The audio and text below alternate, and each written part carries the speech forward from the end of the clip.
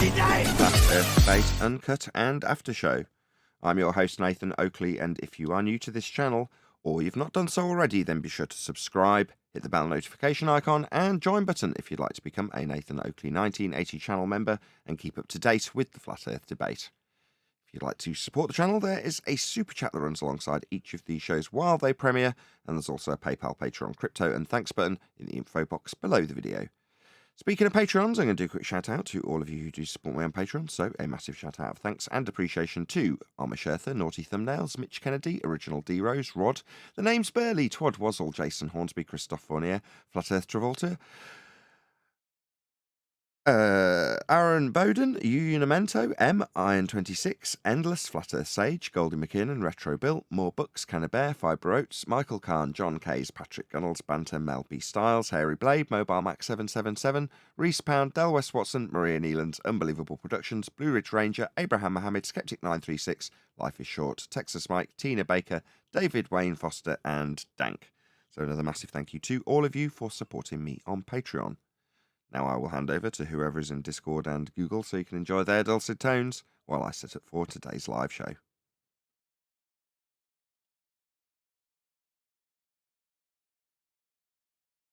Anyway, I've asked Craig in that chat thing, and he hasn't seen any of the messages in Skype. I don't know if he's actually working. He might still be off. I don't know. Maybe his Christmas period's extended into January. I have no idea. But I'll ask him. I've tried twice. What component is causing me this problem? So hopefully he'll reply. Yeah, you have to suspect the memory controller, haven't you? No, I just know it's weak because it was the first generation of Big Little architecture. They just had weak memory controllers. It's because it's got two. It's got a DDR4 memory controller and a completely separate DDR5 controller. Oh. And the DDR4 controller on it is absolutely exceptional. Craig at the shop has got the same chip. He's actually got a slightly better one. He's got a KS. It's just the same chip, but slightly better binned. Anyway, same chip. And he's running DDR4 in Gear 1 at 4,000. You're like, that's blisteringly fast. The latency is off the scale. It's so low, it's untrue. Absolutely no issues. Me, I can't even get it to run stock with DDR5 because it was immature when it came out. Now they still haven't really matured that much in the two generations since. So 14th gen, people still moan about the memory controller on it. So while I'm blaming that, I don't know that that's the case at all. That's why I'm asking Craig. It could be a shitty PSU. It's just not. It's not regulating its voltages correctly. Therefore, the motherboard's not getting the correct voltages and having to work too hard to correct for it. What did they put in it? A bloody good power supply. A really good one. That cost about the same amount of money as I was spending on power supplies on the old computer, because I did go through a couple. They do go. They don't last forever. But I was buying fanless power supplies that cost hundreds of pounds before this passive PC, because I tried to run my last PC passive. But this power supply is great. In terms of its quality, it's a platinum power supply. It's about as good a grade as you can get. Doesn't mean it's not faulty, but I don't want to go, it's the memory controller, let's change the CPU, when it's not. It could be the power supply, it could be the motherboard, it could be the RAM, even though it's on its second set of RAM. I just don't know. Every time I think I've figured it out, like with the GPU, I close one window and another door flies open. But now it works when I will come to it in the morning. I move the mouse and it works. But now it's starting to black screen again under load. And you're like, oh, I can't win. But I have solved it temporarily by just upping the voltage to the CPU. That seems to have solved the problem. Now it's working, in other words. It's not black screening. But it's going to overheat. If I put any load on it, I'll know it will overheat. So I'll just have to not put any load on it. But it's back to that. It's now back to being a temperamental computer.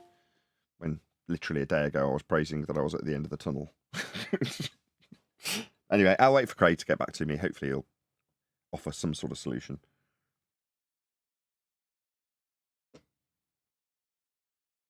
Hello. Hello.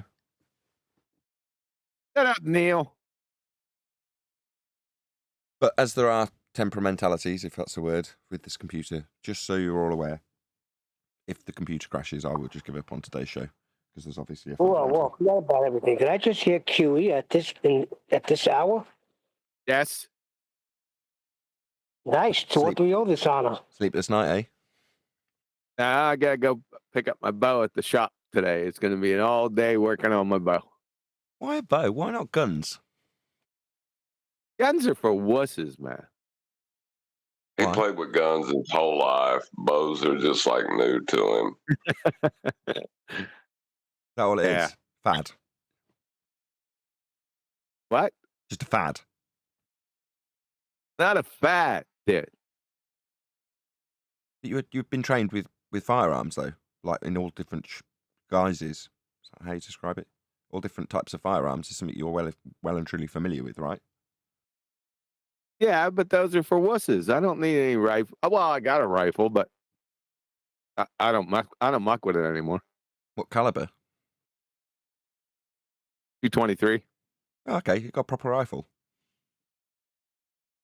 Yeah. Okay. No, fair enough. Why'd you say they're for wusses? I've never heard anybody say that. I've heard people say like 38's for wusses. You need 45, some things like that, but not guns are for wusses. I don't know. I'm just intrigued because I'm watching gun videos at the moment to unwind to. Guns you could shoot at a distance. Bow, you got to be closer. That's not And true. you got to have the proper aim. Nah. Most defense encounters are, relatively short range, up to about 20 yards, I guess. Most less than that, from what I've Yeah, I been know, watching. because you shot off about 50 guns in your lifetime, correct? It's about shooting people. No, I'm not suggesting it's about shooting people. Neil did that. I'm just saying, Neil's argument was to say that bows are for short range. No, they're not. I've shot plenty of bows.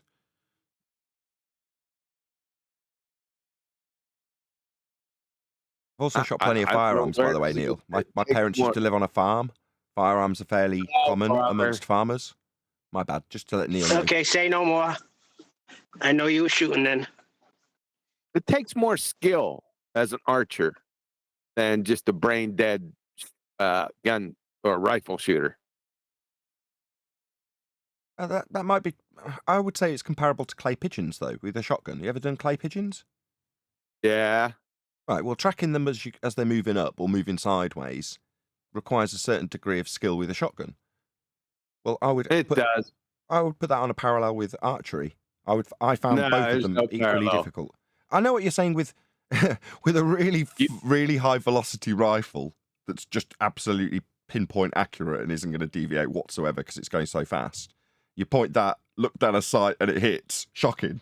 I get that, what you're saying, but there are certain shooting genres that do require a fair amount of skill. It's still shooting clays and archery is two different games. No, I agree.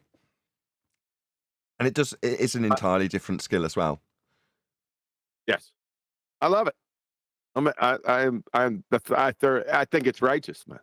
I must admit, grouping when I was doing archery, this is many, many years ago, was far more satisfying. When you got a good group, you're like, yeah. It really did mean something because you'd physically posed yourself in a way to be able to achieve that. Yep. Yes. Now, this has been going on for a while. It's a little bit more than a fad, wouldn't you say?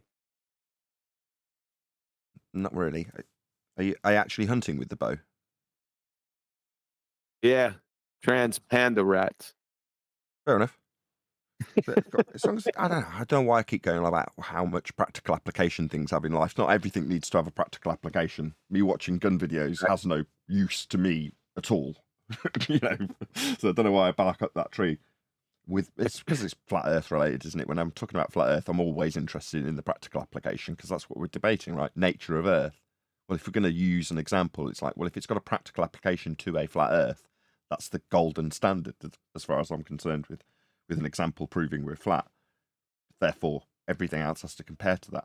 What's this practically used for? What do we get out of the ether was yesterday's discussion. How's this benefiting you? Oh, so you learnt about electronics because what they said was valid when they talked about electronics. What about the ether bit? What did that give you? Nothing. Literally nothing. It sent you off on a valor stolen tangent. He admitted what it was about. He wanted to argue gravity. Yeah, you got a lot out of that yesterday. You need to clip some of that out. You know the part.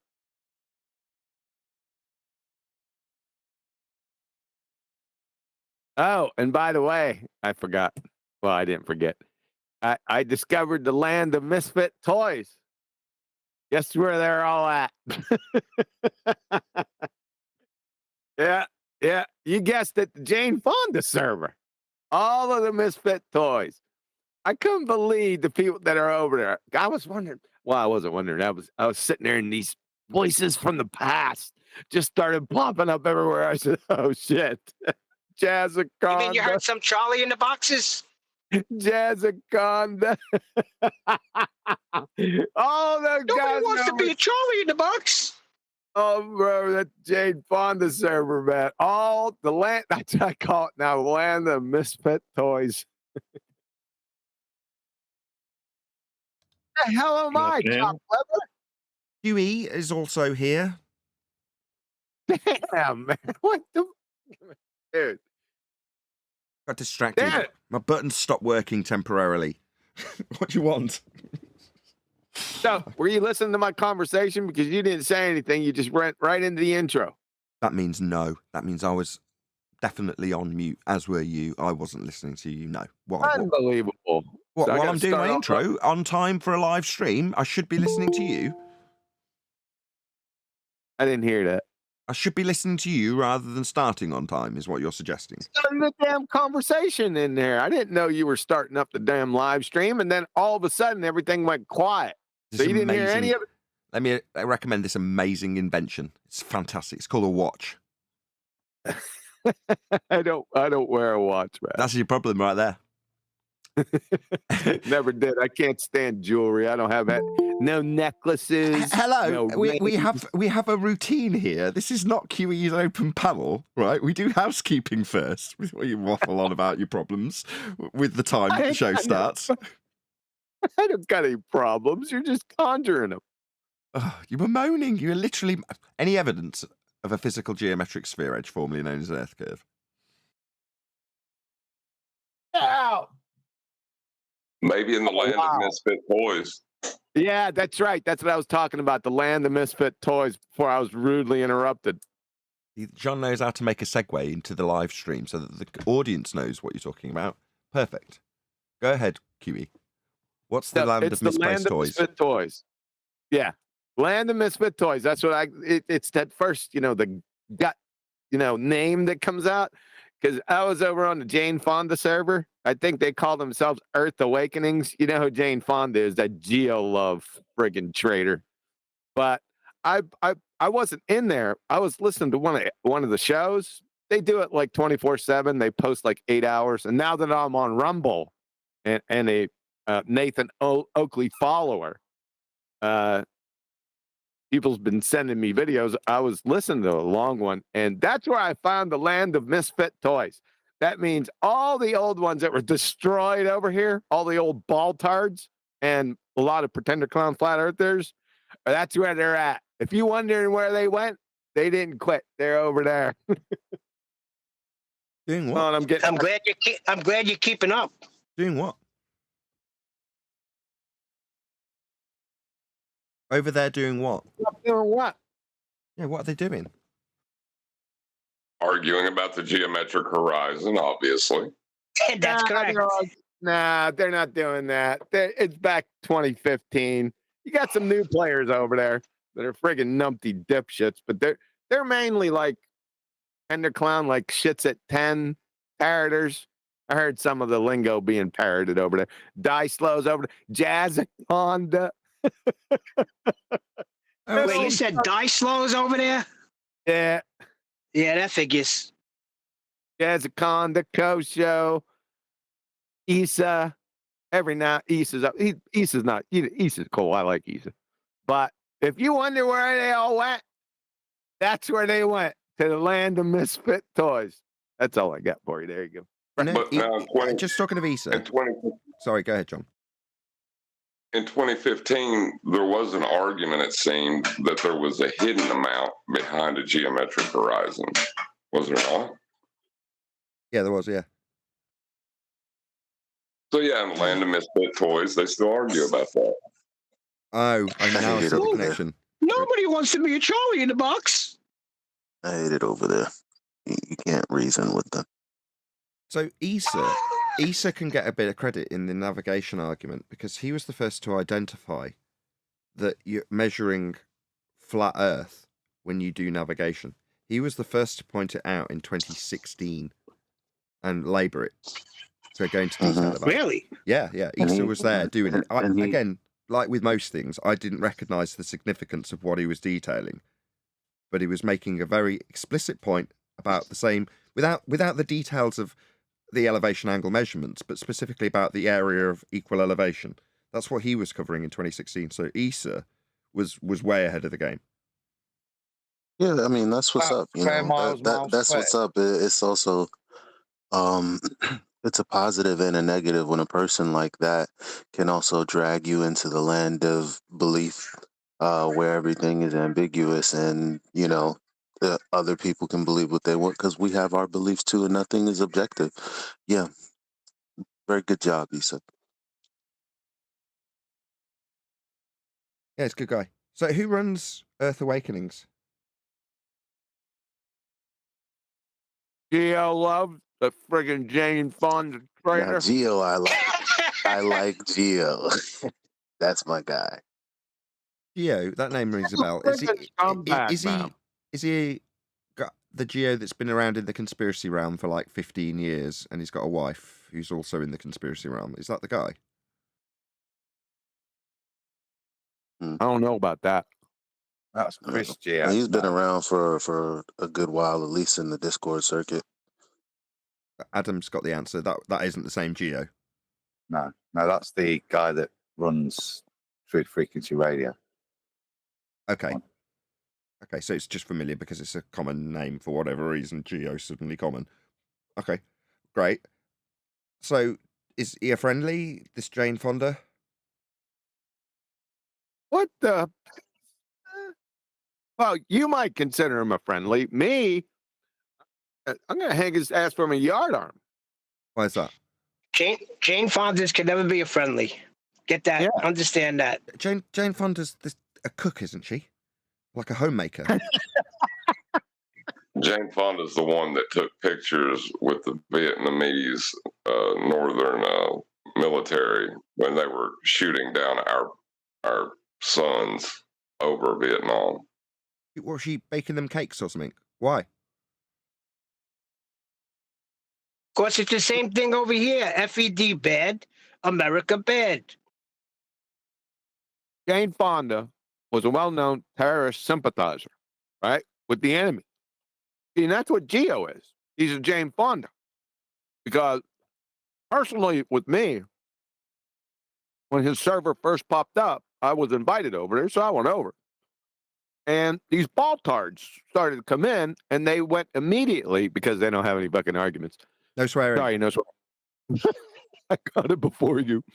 So they, because they have no arguments, and they knew I was in the military, they went after my, they started ad homing me, saying this and this about my military record, when my wife can't even get into my military records.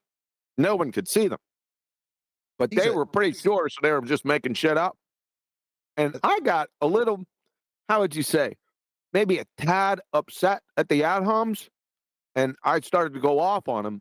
But meanwhile, Geo, he muted me to let the baltards talk about my military career. So, Geo,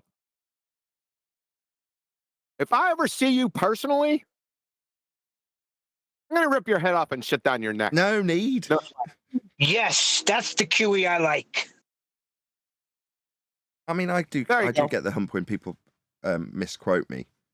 Just make something up that I haven't said, put quotes around it, and write the name Nathan Oakley after that. Sends me into a rage. I won't lie. And I can appreciate from what you've just detailed how this is similar. So you're going to detail my military history with me on mute, are you? And this isn't a pogue or a grunt. This is some civilian, right? Punk ass baltards. Right. No. Hello. Yeah, I follow. Okay, but you're There you hanging go. around his That's server, right? Again? But you're hanging around his server.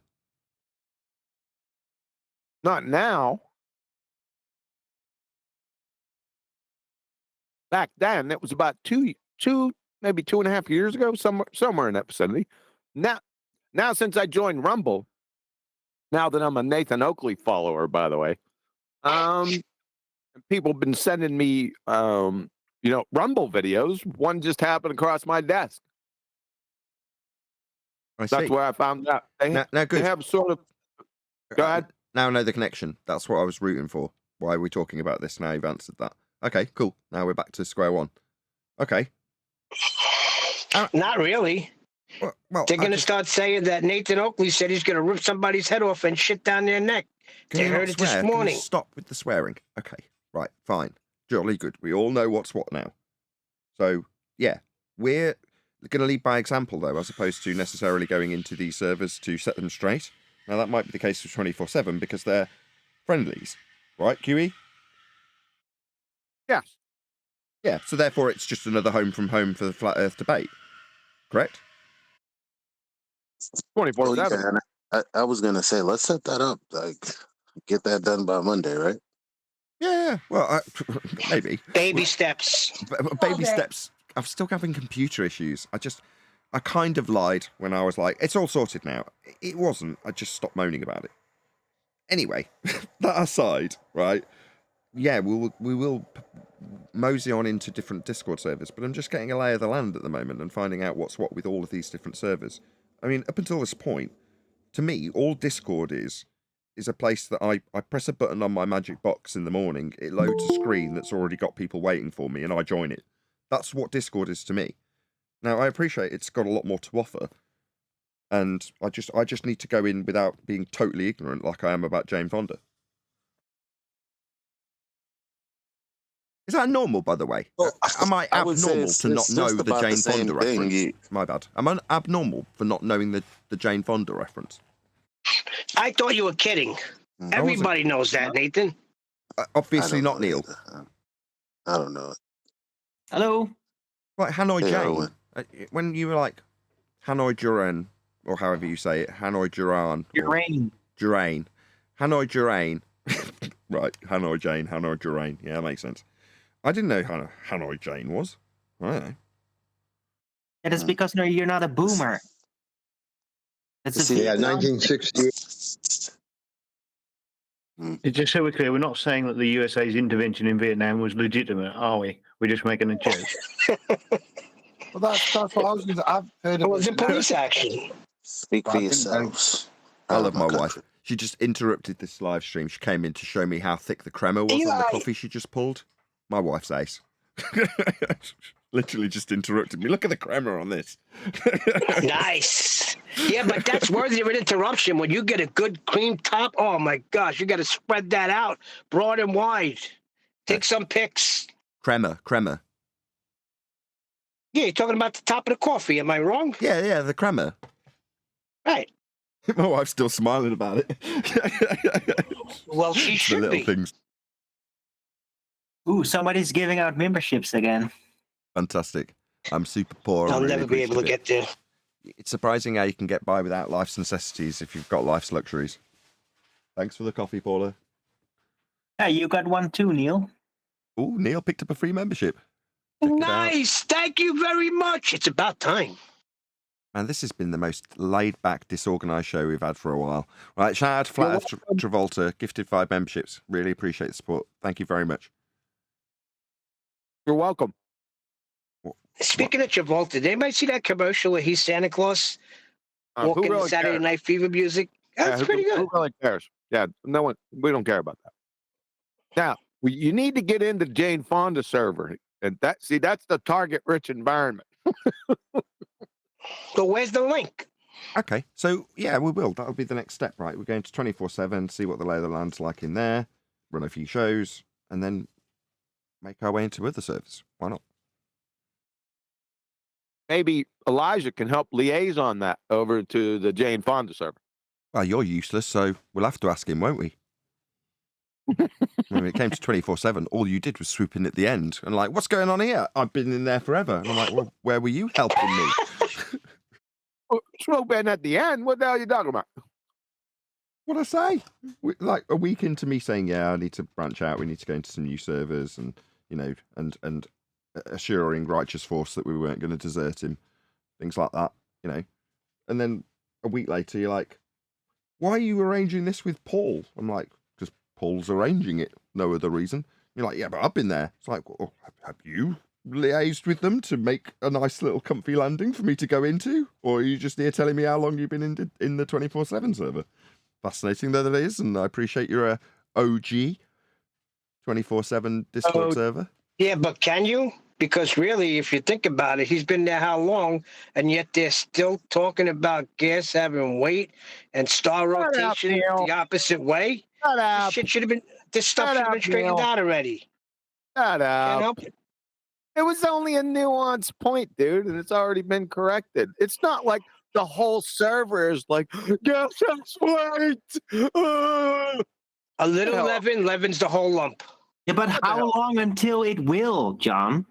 Exactly. Dilapidation over time. That link you sent me, Paul, just takes me to an error page for YouTube for some reason, as opposed to taking me to the server. Yeah, I just changed it because I copied it from the YouTube chat, and they do something squirrely with their links. Don't they? Oh, okay. Accept invite, Earth Awakenings. So if I accept the invite that you've sent, does that just immediately get me in there? You have to voice verify, I think, to chat. Open Discord. So what's gonna happen if you broadcast from 24/7, and even if somehow we can get you into politics, like people are going to come to the show. They're gonna want to interact and stuff like that. So we'll be able to do a little of the old school stuff, and we'll be able to do videos and share, like, kind of the way we're setting 2024 off with the that crowd over there. So new blood and a chance to really set the record straight. Nice. Well, I mean, that's the hope of it, right? Just one sec. When I look in Earth Awakenings, is that what it's called? Earth Awakenings? Is that the one you're talking about? Yep. Jane Fonda server, yeah. I thought Earth Awakenings was Gem Panda's server. No. Humans of Earth or something else. Oh, okay. Debate Flat Earth and more, maybe? So are they already having a stream? Because as I'm in the server now, I'm looking at it, and they've already got a similar arrangement to us, right? So it says they're live now, and then advertising that they're on Rumble, Odyssey, and Twitch, right? And then you've got Apocryphon and all the rest of it. So presumably they're already streaming. So they're not going to want me to just jump in to their server, verified or otherwise, and just start streaming, right? You never know. Try it. Exactly. They may welcome it. You reckon? It's easier to beg forgiveness than ask permission. Just Can get your ass I in even there. go in? Can I just join it like I'd join ours? You probably won't have permission to speak until you've been I'll talk to verified. Gio about it. I mean, he's free to come in here and He's here. whatever. Like, he can't take the shit over unless he is doing a show. Then yeah, he can take it over. He's here right now. Oh, they're discussing what we're discussing. Sorry, guys. Yes, I am running a show. I didn't know the logistics or politeness of joining something that's clearly a show you're already running. But I want to branch out and No, it's all say hello. good. No, we're just chilling. We're just flowing. I'm just a random guy, pretty new here. Benjamin, I think, is more of a veteran. We just talk about stuff. Who do I actually ask? Who do I ask for What's up, forgiveness or permission? Who do I ask? Probably Jeremy. Yeah, Jeremy. Probably give him a host. Hello, Jeremy. What's up? What's up, Oakley? Do you mind me being here? I am producing a show, and I can tell that you are too, and I don't want to step on any toes. If I'm imposing, That's fine. You can share audio. Just follow the rules. There's no no insults or nothing, and we'll be good. I don't know the rules. No doubt. It's all good then. What are the rules? Oh, just like no insulting, no name calling, shit like that. Oh, standard stuff. We were getting deep on vaccines and. Relax. He's on air. Don't say to. He's not action on YouTube. I like you guys already. Oh man. Excellent. So we basically can't talk about anything now. Yeah. Keep it YouTube friendly. Of course you can talk. Oh, about my something. bad. I mean, there's a genuine reason why I'm branching out into different Discord servers, and it's because moving into 2024, the message that I want to put forth to people is that we should move as flat earthers on the front foot, telling people how Earth is dealt with, and seeking agreement where they appreciate it to be measured flat, rather than pointing out that they've been deceived, which puts you on the back foot with them resenting the fact that you are there, telling them how wrong they were and how deceived they've been. Whereas if you, for example, we had a neurologist, and the neurologist was telling us Earth's so big, that's why it's measured flat, demonstrating he has an appreciation of Earth being measured flat. Well, we should lead with that, so that they agree, rather than saying, you're stupid, you thought you were on a globe, you've been deceived, you need an open mind. That's what we've done to date. I want that to change. We're flat earthers, we know it's measured flat, let's highlight that in the first instance. That's the message I'm here for. There you go, that's my piece, I'm done. Nice. We were talking about this earlier, I think a little bit, talking about just how do you frame it in a way that is kind of gets around the communication barrier around it, rather than trying to, prove them wrong on whatever context they want to create or that comes up. Yeah, I don't generally like when I'm doing like street evangelism, I guess you could say.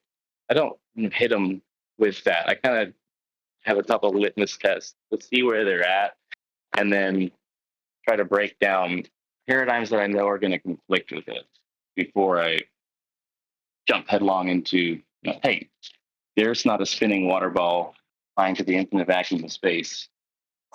Yeah, we're trying to do the opposite of that. I think that's what Nathan's saying. Cut right through all of that. Earth is measured flat. That's it. Not necessarily the opposite. As a reaction, yes, obviously you're going to get into the wrangle-dangle of debating about Earth being a sphere because that's your opponent's positive position. I get that. But I'm saying from a starting point, we should be asserting Earth is flat in terms of its measurements and seeking our opponent's approval with their also in place understanding that it's flat, rather than starting with Earth isn't a ball, you've been deceived. That kind of helps with presenting burden of proof. Exactly. To bring a positive claim instead of attacking their claim. Exactly. Rather than instigating their positive assertion that Earth's a sphere for you to argue against, making them the positive claimant and you the defendant of that claim that they've put forward in a positive light. But you've started it by saying Earth's not a sphere. It's like Earth is measured flat. As you well know, Globe Believer, you need it to be flat too. I get what you're saying. Yeah, we know it's measured flat. They use rise over run when they build everything, is rise over run. It's definitely measured flat. I hear you. Yeah. He's really pointing out something interesting, though. If you consider just the ability to communicate with an everyday person about this information without getting, like the knee jerk, okay, this guy doesn't even understand basic physics, and like getting into that argument or whatever, you actually kind of allow them to maybe figure out those inconsistencies themselves by making the claim the Earth is flat starting out, and then not creating any context, not giving them anything to go off of.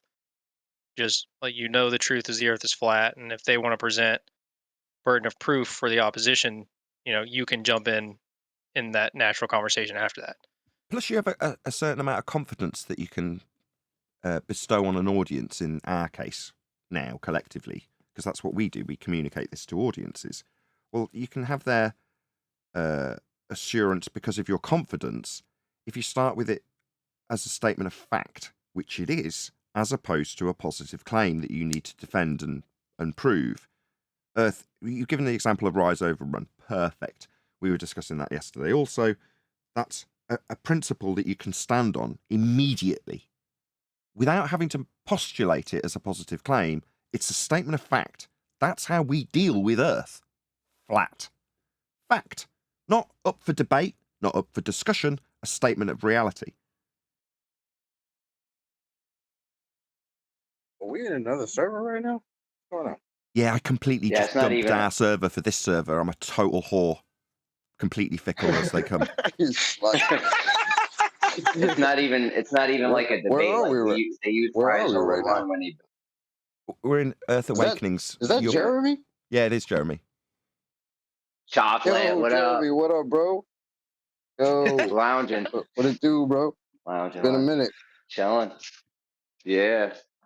Do you? I like the merging. I mean, yeah, we use Rise Merging is over a Run good to thing. build everything. Go ahead, Jeremy. Sorry to be running this server like We it's use mine. Rise It's not. over Run when we build everything on. Yeah. You guys exactly. good? Well, my point is that We use Rise over Run when we build everything on Earth, and that's a baseline of a horizontal, and raising or lowering that is rise or lowering of elevation, which obviously only works on a planar Earth with topography. So it's not even a. I don't even know what we're even still arguing about. This shit's over. Perfect. You're already singing singing from my hymn sheet, which is beautiful. Perfect, Jeremy. Right? Yes, that with a lot more confidence in the tone. It is factually fat. That is how it is measured. That is how it is dealt with. You can't get around it. You can't debate it. You can't discuss it. So when you say, I don't even know why we're discussing this, yeah, that's the attitude. That's what I'm trying to instill in flat earthers. By comparison, I don't know how many of this server can remember the attitude that Rumpus would take with us back in 2015, 16, 17, where he would go out of his way to overtly state that, for example, sextants only work on a globe. That sort of outright, balls out, dogged confidence in a total lie. Now, what I'm suggesting is we take the same attitude, just without needing to lie like Rumpus had to. Earth's measured flat. No questions, ifs, buts, or maybes isn't a statement you'd make after that, just the statement. Earth is flat. And you can be confident in that because it's factually accurate. And the arguments that have been put forward over the last couple of years, starting with the Black Swan moving past the annihilated globe to proving Earth is measured, navigated, built on, this example from Jeremy, flat. That's how we deal with it. So we shouldn't be on the back foot defending why Earth isn't a globe anymore as flat earthers. Why? That's the past. Yeah, we used to be on a globe, but my comparison is to say, if you were to leave Scientology as a cult, would you suddenly go back knocking on the gates, asking them to teach you more about how Scientology works so you can show them how it doesn't? No. But that's what we're doing. Knocking on the doors of heliocentrism and saying, look how it don't work. We should stop yelling through the gates of heliocentrism back at them about how Earth isn't a sphere and trying to unindoctrinate all the cult members who are still in that compound. Now, they're stuck in the compound. What do you do as an alternative to telling them how wrong they are through the gates? You walk around with your head held high saying Earth is flat, that's how it is. Your confidence will shine, people will recognise that. But at the moment, all they get to hear is a constant false dichotomy argument about how the globe should or shouldn't work, how heliocentrism should or shouldn't work, how orbits do or do not match up with what we observe. All based in heliocentrism. None of it based in what we should have, which is an absolute assurance in the facts of the matter, which is Earth's measured flat. That's how we should be starting out. Are you going to take some responsibility, though, for keeping that false dichotomy going for years? What false? We don't have a false dichotomy. It's the globe's false dichotomy. You kept that false dichotomy going for years. Who's saying that? Sorry, just so I can know. That's Merle. Merle. I recognize that voice any moment. What's your screen name? Yep. Okay, who cares? Space Monkey.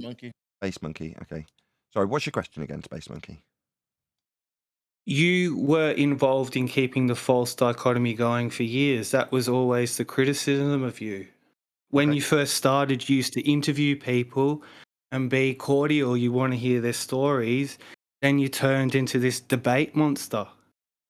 Debate monster? So what you're saying is I should have some Debate guilt for my journey through the false dichotomy, which I've also propped up. I will accept that guilt. I think you should definitely take some responsibility for the toxic, vile venom you spat at the globe. Yeah. Oh, shut up. Merle, you haven't been an angel. Everyone stop. Hold on, guys. Stop. Everyone stop. And then I want they to hear his mimicked your objection. behaviour. Fine. They mimicked your behaviour, your toxic, vile stuff that came out of you. Okay, I heard it the first time. While you were the host of that show. Okay, I heard the first time. Yes, I will take full ownership and responsibility for my toxic, vile behaviour and explain why. My toxic, vile behaviour was through a lack of confidence in my own subject matter. I did not know the Earth was flat. And my disdain permeated my every being and my every piece of my every existence because I was a flat Earth believer. and caught up in the feast of nonsense, perpetuating the false dichotomy that you now object to. And you're right to. And I should take ownership of that, and I should take responsibility of that. While I've got the likes of Paula on the panel, not my wife, telling me, this is unbroadcastable, I can't share this. You're poisonous to the people I want to share this with. And I've had to go, okay, I need to have some introspection, look at the mirror, recognise how ugly what I'm looking at is, and make some adjustments. Now, I can only have this conversation because I've already done this prior to you having this grievance, which I agree with. Might put a lump in my throat, but you're right. Toxic, poisonous, venomous, all of those words are true. That'll have to change for me to get my message across, and I will have to take ownership when you criticise me of it, as much as it puts a lump in my throat. We've Thank you all for the gotten criticism. crazy. All right, Marla, you walk around. Don't walk around like you ain't been wilding either. He's not on the. He's not the one. He's not the one preaching to you. I am. So he's. Why you do what you like? That's not my. It's okay. I want you to know a lot of people out here have a lot of respect for you, Nathan. But just if you can just adjust a couple of things, you're fine. We're all learning. We're all the Darwin thing evolving, but we're learning, and I'm feeling it too, Nathan. It's a decade for some people, 2024. And a lot of people are reflecting about where we're going, how we can bring this home. So you're a leader in it. I just want to see, like, when I first discovered you, I actually reached out to you back in the day, and Antonio and whatever, but you used to bring people's stories out of them. You're a really good interviewer. You still just don't forget that other side of you. Okay? Yeah, you've got to be careful you don't become the monster you're fighting against. And there is an aspect of that in me. I appreciate that. Now, it's not the first time I've had to assess my own demons. Done that in the past. Yeah, me too. I like the monster. Recently. I've had to do that recently. So, yeah, that's why I can so confidently cover the subject and immediately take ownership. It's not because you've given me a revelation on this spot. I've already made those assessments. I've already looked in the mirror. And you're right. Good man. Good man. Amen. Me too, mate. But let's not make this about me, because me, moving forward, I just want to give off an air of confidence to everybody who hears me talking about the subject of flat Earth. Now, if I can lead by example, if you perceive me in that way, fine, great. If you want to perceive me as a leader and you see that as positive, then great. What I will do to achieve that is to lead by example, to say, we are on a flat Earth, that is how it is measured. I've not added any of the caveats that I added previously when I've said that, which say, without having to argue about it, without having to debate about it, without having to question it, because it's a statement of fact. When you make the statement, it doesn't need any garnish, it doesn't need any caveats, because it's a statement of fact. Now, if we're in the positive assertion position of a flat Earth, we should make that clear. Go ahead. They're claiming you were some sort of monster. So you just woke up one morning and started attacking people? There was certain events that transpired to get you in this position where you're a monster debater. I like the monster. Well, I don't. Well, that's Nathan's point. Nathan's point was that. And Nathan recognized it like really early, even though it hadn't have a name. You felt it, Nathan, and you set that new standard. You put that heel in the sand and like, this is the place. This is where we should be, and not all this nonsense that was happening everywhere. All the flat earthers and like, oh, we're a movement. Oh, it's a religion. You recognized that very early, and that's what made you so hard. And there's nothing bad about it. Okay? If you think Well, I'll tell you right now, I Go on, tell us right now. Go ahead. No, you go ahead.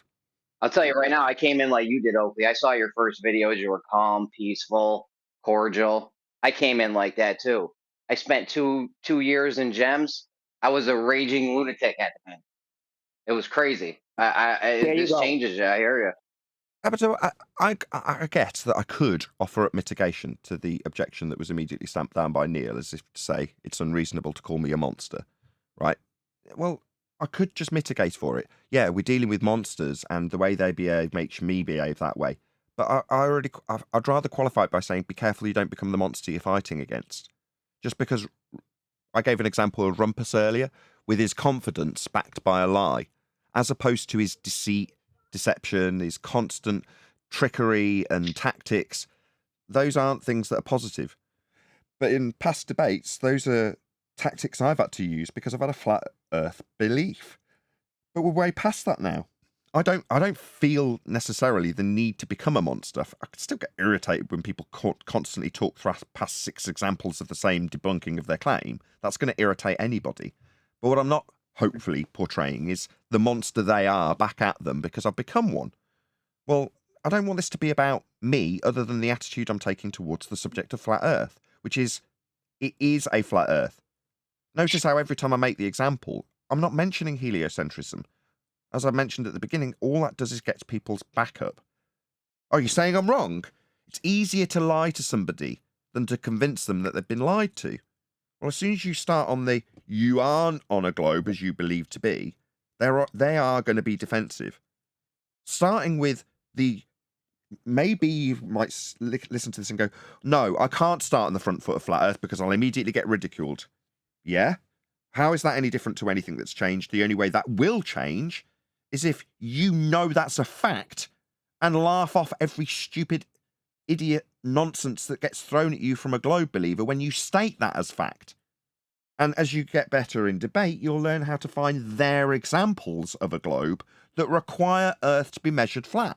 So in other words, when you're dealing proactively with reactively to their globe claims, you're taking their claims and reinforcing the original premise you started with. Earth's measured flat. Oh, well, we've got orbits. Well, orbits that are derived from angle measurements off a flat plane of reference to give you the equatorial plane. Your orbits need a flat Earth. So you're always on the front foot. Not attacking, but it kind of is. Like, that's why I use Rumpus as the example.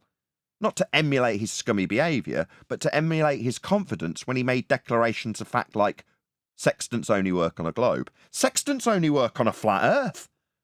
Now, if you're going to move forward on the front foot, you might find yourself trolling globe believers and telling them things like Rumpus did.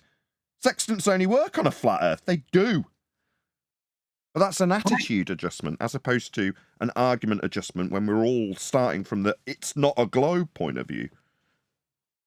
Right, and when you start digging into it, that's when the Globers start to show you, like, oh, look, see, celestial navigation does work. You just go on a flat plane on the middle of the globe, and then inside of the globe, you take the angle, and that's supposed to represent the surface. And then you notice, like, wait, what the hell is Angles that? from hell. When I listened to QE last night, yeah, you were listening to QE. When I listened to QE last night, yeah. It appears, you said, you got to go forward with this as a statement of fact. But people were asking for, how is it measured flat then? Seems like they haven't had the presentation yet. They don't have that. That was the question, like from Adam and people. They don't know how to explain that. How to move forward and gain more knowledge and not just win a debate with a statement of fact. I mean, it's not very hard to explain how Rise Overrun works. Hold on, somebody's got some echo. I was going to say, we've got a bit of echo from someone in Discord. While that's being sorted out, I'm really sorry if you, again, cut it through your stream when I'm a guest. But I'm going to have to shout out to my super chats. I've got to pay the bills. So a couple of shout outs to my live audience. Really appreciate the support, first and foremost. So shout out to Sensual Goat. Going up to the soil in the sky. That's what they claim when they lie. And I die and lay me to rest. It's the soil in the sky that's the best. I think I've sung that terribly, but there we go. That was his super chat. Thank you for the super chat, Sensual Goat. Really appreciate it. Also, shout out to Godzilla37. This is Globers from 2015. Quote, you guys are complete morons. Complete idiots, end quote. Globers24. You guys are big meanies. Stop picking on us. Right on. Thanks for the super chats.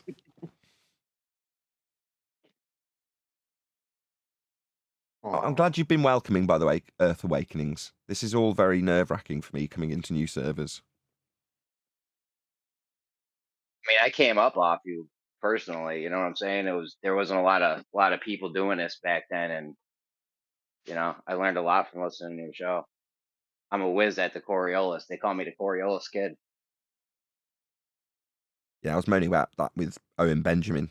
Owen Benjamin demonstrated an exemplary understanding of the Coriolis effect, only to then go on and start regurgitating Dave Weiss feast of nonsense garbage about anti-globe stuff. Precisely what we're trying to brace against, literally moving into 2024. We've been doing it 4 days. Anyway, he hasn't realised that in the last 4 days we've had a change of attitude. Anyway, Owen Benjamin is good with the Coriolis effect, right, to the point where you may have seen Globe Earth Sniper, where he basically someone's taken his words and put it into cartoon form, where he's got a little jape of 2 guys saying, right, I'm just going to take into account the windage and adjust my sights, and brilliant, let's get the shot on target. And the guy next to him says, oh, what about the Coriolis effect? And details how Earth should be turning underneath. In other words, to make it into a comedy routine, you've got to know how the effect works, which he clearly does. So it kind of disappoints me that Owen Benjamin hasn't continued that, with one of the hardest subjects into some of the easier subjects that just demonstrate Earth's measured flat. Instead, he's like pausing my video that he's used as an example of gas pressure not needing requiring containment, and paused on the bit where it shows a model of the heliocentric model and saying that's what they say it is. It's like, we all need a focus readjustment. We've left the globe, right? We did it with NASA about 5 years ago. I don't know if you guys can remember when we were like, why are we knocking on NASA's door telling them it's fake still? Just turn your backs on these psychopaths. They're liars. We know they're liars. So hence, since then, on Flat Earth Debate at least, we've covered less and less and less of NASA because we've turned our backs on them. We know you've faked it all. We know space is fake, but that means we do very little coverage on NASA. We should be the same with the ball, right? It's like Scientology for an ex-Scientologist. Don't get me wrong, there's YouTubers that make a living growing up in Scientology, being one of the channels that I still watch, who makes a living out of covering Scientology when he's left Scientology. Well, I'm saying for us as flat earthers, we're not about highlighting the cult of the globe. The majority of the Western world's already in it. So we don't need to add fuel to that fire. We need to take a totally different route and turn our back on the globe. But that mental readjustment means, yeah, you might still need to be able to overcome globe arguments, but most of the people who are in this forum right now already have the tools and skills to be able to do that because that's all you've been trained in. It's like, well, from now, great, that's in your arsenal, marvellous. But moving forward, know you're a flat earther, know Earth's measured flat, and know that should be the first thing you're iterating to anybody who you happen to bring up this subject with. Great if you can overcome their globe rebuttals, if they offer you them when you're the positive claimant, with a statement of fact as a starting point. Well, I don't want you to jump on NASA too much. As a hostile witness, NASA is a cut above the rest for using a flat plane and telling people about it. Yeah, we do reference them as a hostile witness for using a flat plane. That makes them useful in more recent times, last year maybe. What is the proof you offer then? We have to offer along with the statement. We just offered one. So, for instance, NASA, when they're describing the plane of the ecliptic or the equatorial plane, all of those descriptions that NASA will offer you are with reference to a horizontal plane of reference, a flat Earth. It's required for their orbital motions. Every single globe NASA proof. measured it flat. Say again. Is that what you're saying? I'm saying what I should say if somebody asks me. NASA measured it. You can say that it's navigated flat. If you want to just take an example that's less contentious, I mean, I'm giving you an example with a hostile witness. You don't have to do that. It's just a rewiring of the mentality. Earth is navigated flat. The maps are flat. They're taking elevation angles to a surface that's been plotted flat and has a grid system that's measured flat, the latitude and longitude system. It's measured with flat angles to Polaris, getting bigger as you move away from it. Well, those angles, as they decrease to the horizon, horizontals, isn't it? Yeah, measured off horizontals. But what I struggle with is where is the flat bit? What you're dealing with when you navigate it is an area of equal elevation. So when you draw out that circle around, measured out off of a horizontal for sure. Yeah. Yeah. So but that doesn't vary in relation to the ground under my feet. Where is the flat bit? Because I don't see a flat bit. I see elevation change up and down. I don't. Elevation change. Okay, let's it- start with that. Okay, so I'm suggesting, before I give you my example with respect to your example, like I'm suggesting you do with globe heads, you take their example and show how Earth is measured flat with it. Did you say that there's changes in elevation? I mean, not only is it rise over run, I'm jumping to that. Hold on, sorry, Jeremy. Sorry, just one hold sec, on a Jeremy. I just want to get to the end of this with is it Elderbear? Go ahead. Elderbear. What's your name? Sorry. Yeah. Elderbear. You said there's elevation differences in elevation. You say, correct? Yeah. There's, yeah. How do you qualify those differences in elevation? Do you know? Well, you could get a horizontal reference point and measure elevation change. So with but respect, what I hear described is that it's in relation to the sea level. So somewhere, because of the sea has a mean sea level, that's where the flat bit of the Earth starts. And I Yeah. don't see where that is. You don't It's this appreciate. flat baseline. That's what I'm trying to find. A flat baseline. Yeah, you've just Where is described it? a horizontal plane of reference, though, haven't you? With respect Yeah, but to that's not the Earth. That's not the Earth. So when you're can establish describing, a horizontal okay, plane, I just need to respond same to as you. a horizontal. I got you. I heard it all. I just need to be able to Give me a second, respond to Nathan. you. Is that okay? Give me a second, Nathan. Bear. When you ask your question, please let the other person respond. You just can't keep Yeah, interrupting sorry. in the middle of his. There's a bit of a lag on my phone. That's all. Okay. So you're describing the differences of elevation with respect to a horizontal baseline. That's Earth and its differences in heights with respect to Earth as a plane, as a reference. So overall, the topology and how high or low it is with respect to Earth as a horizontal plane of reference. Earth is flat to describe these elevation changes that you objected to Earth being flat with. But there isn't a horizontal on the Earth. So how do you know the differences in height? To measure from that horizontal. Yeah, you can establish a horizontal. I heard you the tool. first time. It's the same objection you just raised, and I said, how do you describe differences in elevation then? Well, you can establish it off a horizontal reference point. So a horizontal plane of reference then. So we are establishing the differences in height on Earth with respect to a horizontal plane of reference. So that's a flat Earth then. There isn't the Earth. So when you're describing heights of elevations of stuff on Earth, it's not the Earth. You can It is the Earth. Why are you disagreeing? It is the Earth. Absolutely. Well, that's what I mean. Where is that horizontal? I can't go outside and just. You established it from. You established it with your description from sea level, the mean. That's what you described.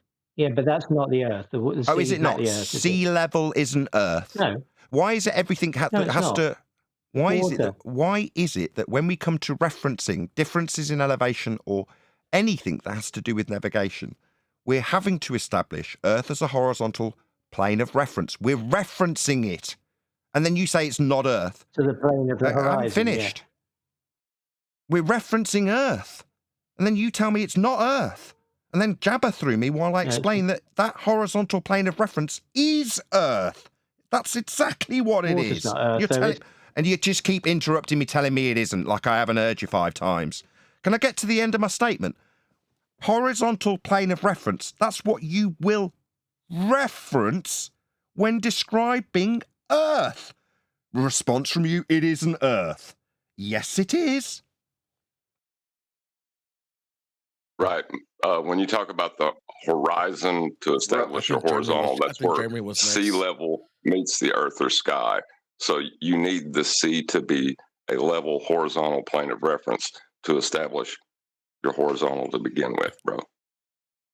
Yeah, I just want everyone to know. Hold on, real quick. I just want everyone to know. Most of us here do not share this crazy elevation change thing, and I try to not even give this a lot of time because it's kind of like but that's reality. But hold on, man. Hold on. You can go next. I like to ask these people, is the horizon horizontal? Because they'll probably tell you yes. That's Earth, right? Yeah. That's horizontal Earth. That's utilizing the horizon to establish a horizontal plane of reference also, yes. Yeah. If I can add something, Nathan. It's a yeah. fallacy of composition to say that the water is not the Earth. Or division, fallacy of division. Am I correct? Yes? Yeah, I heard him say that. That's identity. Isn't that identity? Either Water way, isn't the Earth, is it? either way, to So let's describe get back elevation, to it, though. either way, Earth must be Hold on. established and referenced as flat. This is a fact. The water, that's a mean sea level, an average.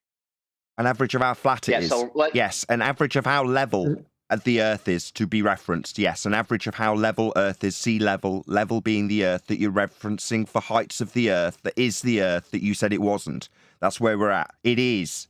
You're just incorrect. I'd like you to establish and understand that when we're referencing a horizontal plane of reference, that's the ground that we're dealing with. We are referencing it. And you say it's not Earth. You're just wrong. I'd like you to acknowledge that. So it's mean Earth flatness. Is that what you say? Yeah, it is? sea level, that's part of Earth. Yeah, the Remember- level that it gives you, yes, that's Earth. Yes, we're dealing with Earth when we deal with that. Yes, we're referencing a horizontal plane, that's Earth. Yes, yes, absolutely yes. Why are you asking me 6 times? Yes. Because I'm not walking on a flat Earth. Oh, so we're not walking on the Even height. if the sea, So even we're if not the walking. water is level. We're not walking on different heights of things that you objected with. Yo, Oakley, add in proportion to the whole, it's a level plane for the gentleman because he's referencing topography. And yo, what up, Oakley? Big up. Hey, Asa, good to have It's you. a You've got a lot of, topographical plane. you've got lots of. So what about Right. the So in, land? so in topographical. proportion to the whole, we deal with it as a level plane. Yeah, well, it's a you it's a may- plane you with may well do. topography. Yes. I mean, so Earth is measured flat. That's what it is. It's flat. We're referencing it flat. It's being measured flat. We're dealing with it flat. And we've got flat mean measurements of it flat. So Earth's measured flat then. We all clear? What about the Earth under that then? Under the mean Not sea only level. that, but Sorry, what does this non What about sequitur the do? Earth under the mean sea level? Sorry, Is that what does hanging this underneath, do? hanging on the baseline? Sorry, so are we conceding now that it is Earth, my friend? No. I see. No, because underneath the sea level is Earth too. Is that hanging on the baseline? How does that work? There's curvy bits beneath the flat part. Is he spending too long in Well, bed? you're establishing this kind of flat. Hold on a second. Before we come in, Give me a guys, second, y'all. right, Give me a second. we'll just establish his objection and then we'll address it. His objection. Underneath the horizontal plane of reference, we must have to reference that is Earth, so we can describe differences in elevation. He's saying the differences in elevation underneath sea level used to establish those differences in elevation when referencing a flat Earth isn't flat under the horizontal plane of reference that we use to reference Earth as a flat plane. That's his objection. Adam, it seemed like you wanted to address that. Feel free.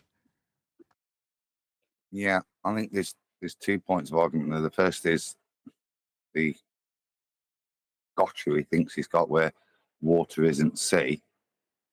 But fundamentally, dude, you referencing something underneath your point of reference, yeah, or referring to something, you're still using that flat plane of reference. Now, whether that's mean sea level, the sea level, wherever it is, it's still a flat plane that is the surface. This is the trick with the ballers. They do not have the surface being the same thing as their established planes. For us, it is. Yeah. What was the knowledge you were looking for last Just to bring night? us back to something real quick though. Just to bring us back to something real. We know it's flat because they're doing Euclidean geometry on the surface, right? If it was concave or convex, they couldn't be doing Euclidean geometry. They laid America and England out in grid squares, 90-degree angles, straight lines. So we know it's a plane with topography. Actually, the elevation changes from a point. Nobody's denying. Sorry, it's a bit further. Sorry, did you say elevation changes from a point? Do you believe sea level is a point? Well, from wherever that was established in each country, from from a mean, but the sea, Sorry, that doesn't is answer not my a question. constant. You said a and down. point. I heard what you stated. You said with reference to a point, From and I asked whichever you, point, is sea level a point? The guy was talking. The Is sea guy level was. a point? I don't know where it was measured from, but he was talking about. Bear. Yo, is the horizon tangible? What's Guys, I just need to establish from the guy that said that it's with reference to a single point when we're describing, referencing the Earth, that he said it isn't and still disagrees because it's from a single point. That's his next argument. No, sea level's not a single point. No, It I'm is not a saying point that. on all vertical datums. If you want to The guy describe who it was that way, talking, that would be a horizontal. the guy was talking about measuring the land wherever he was measuring it, and that was how it was measured. And yeah, that was measured from some datum point, wasn't it? Wherever he's talking about, I don't know. Different in different countries where they established it and started from. Wherever The that reason may they be, I use don't know mean where sea that was. level Whatever is what because may of be. tide. You're being quite careful with your words. Where it may be. What, sea level? That's a single point. I don't know where they measured it from. I don't know what he's Measure talking what? about. What's it? What he's referencing.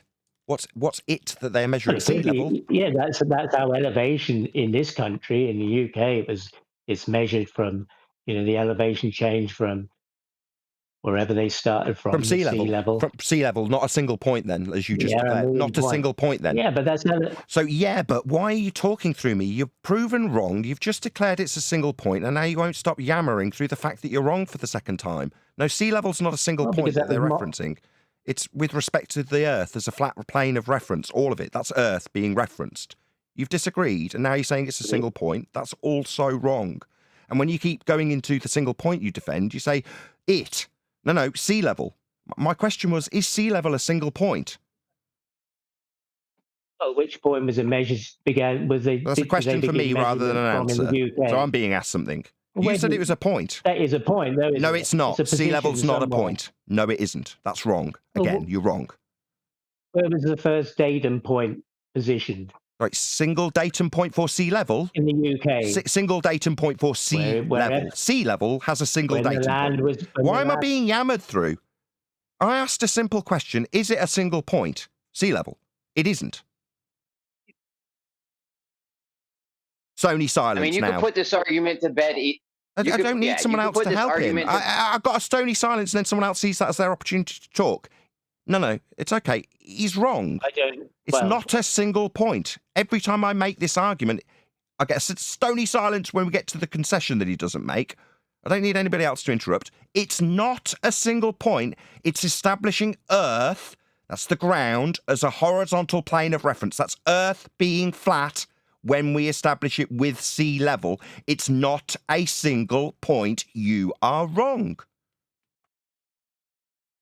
Yeah, the water's level, you're right. Right, so that's Earth being measured flat then. You seem to want to disagree with me and my total confidence in the fact that Earth is absolutely and unequivocally being established as flat. You disagreed. You were wrong. Somebody says, how was it proved to be measured flat? Because you've measured it flat.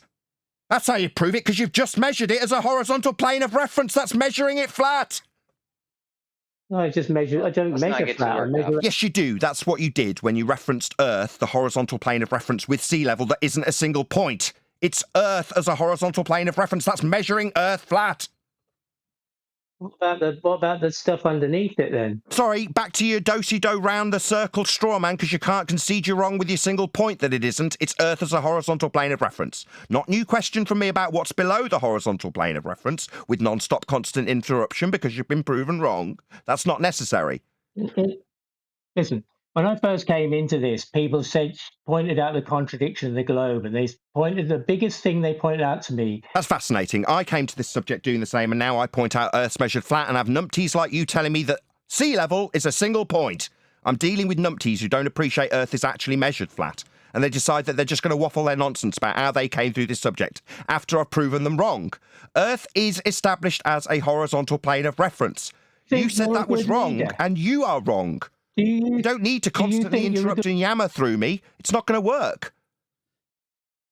Give me I one think second. I know where his need you misunderstanding both of y'all is. calm down. It is very audio chaos when both of you are talking at the same time. You need to be one at a time at all times. If you think this is, good leadership on your behalf, Elder Bear. I don't agree. You're not mine. Earth is measured flat. I'm not going to listen to an ad hom. Not interested in what you perceive my behaviour to be. Earth's measured flat. You've established it flat.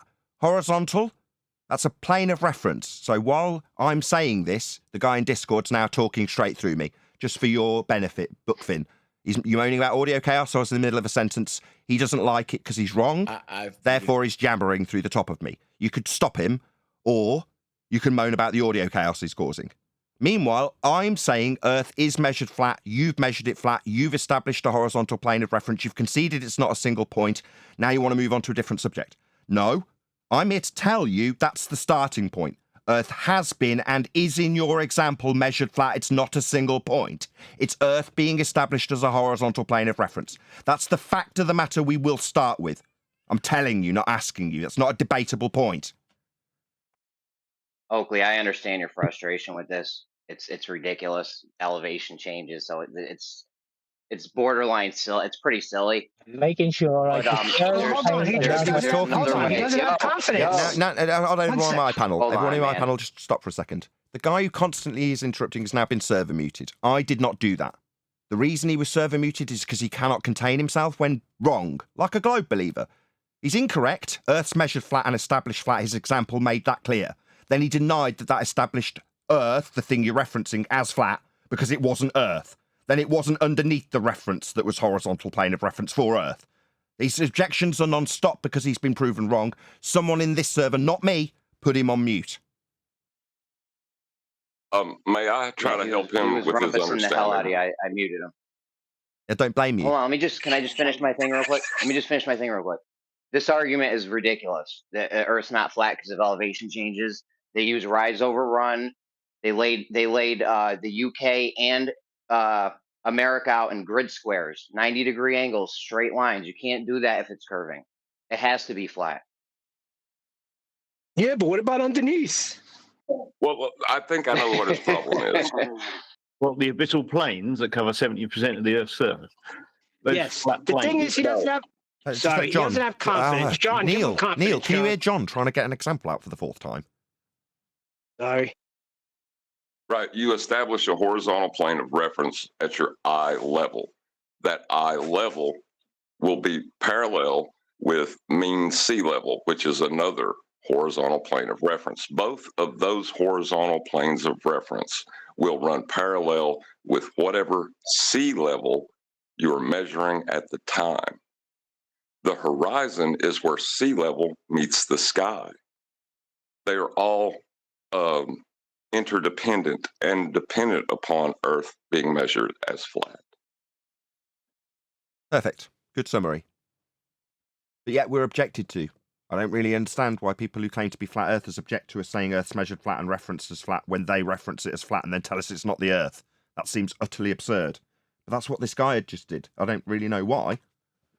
And he's presumably buggered off now. He's been muted by somebody who hosts the server.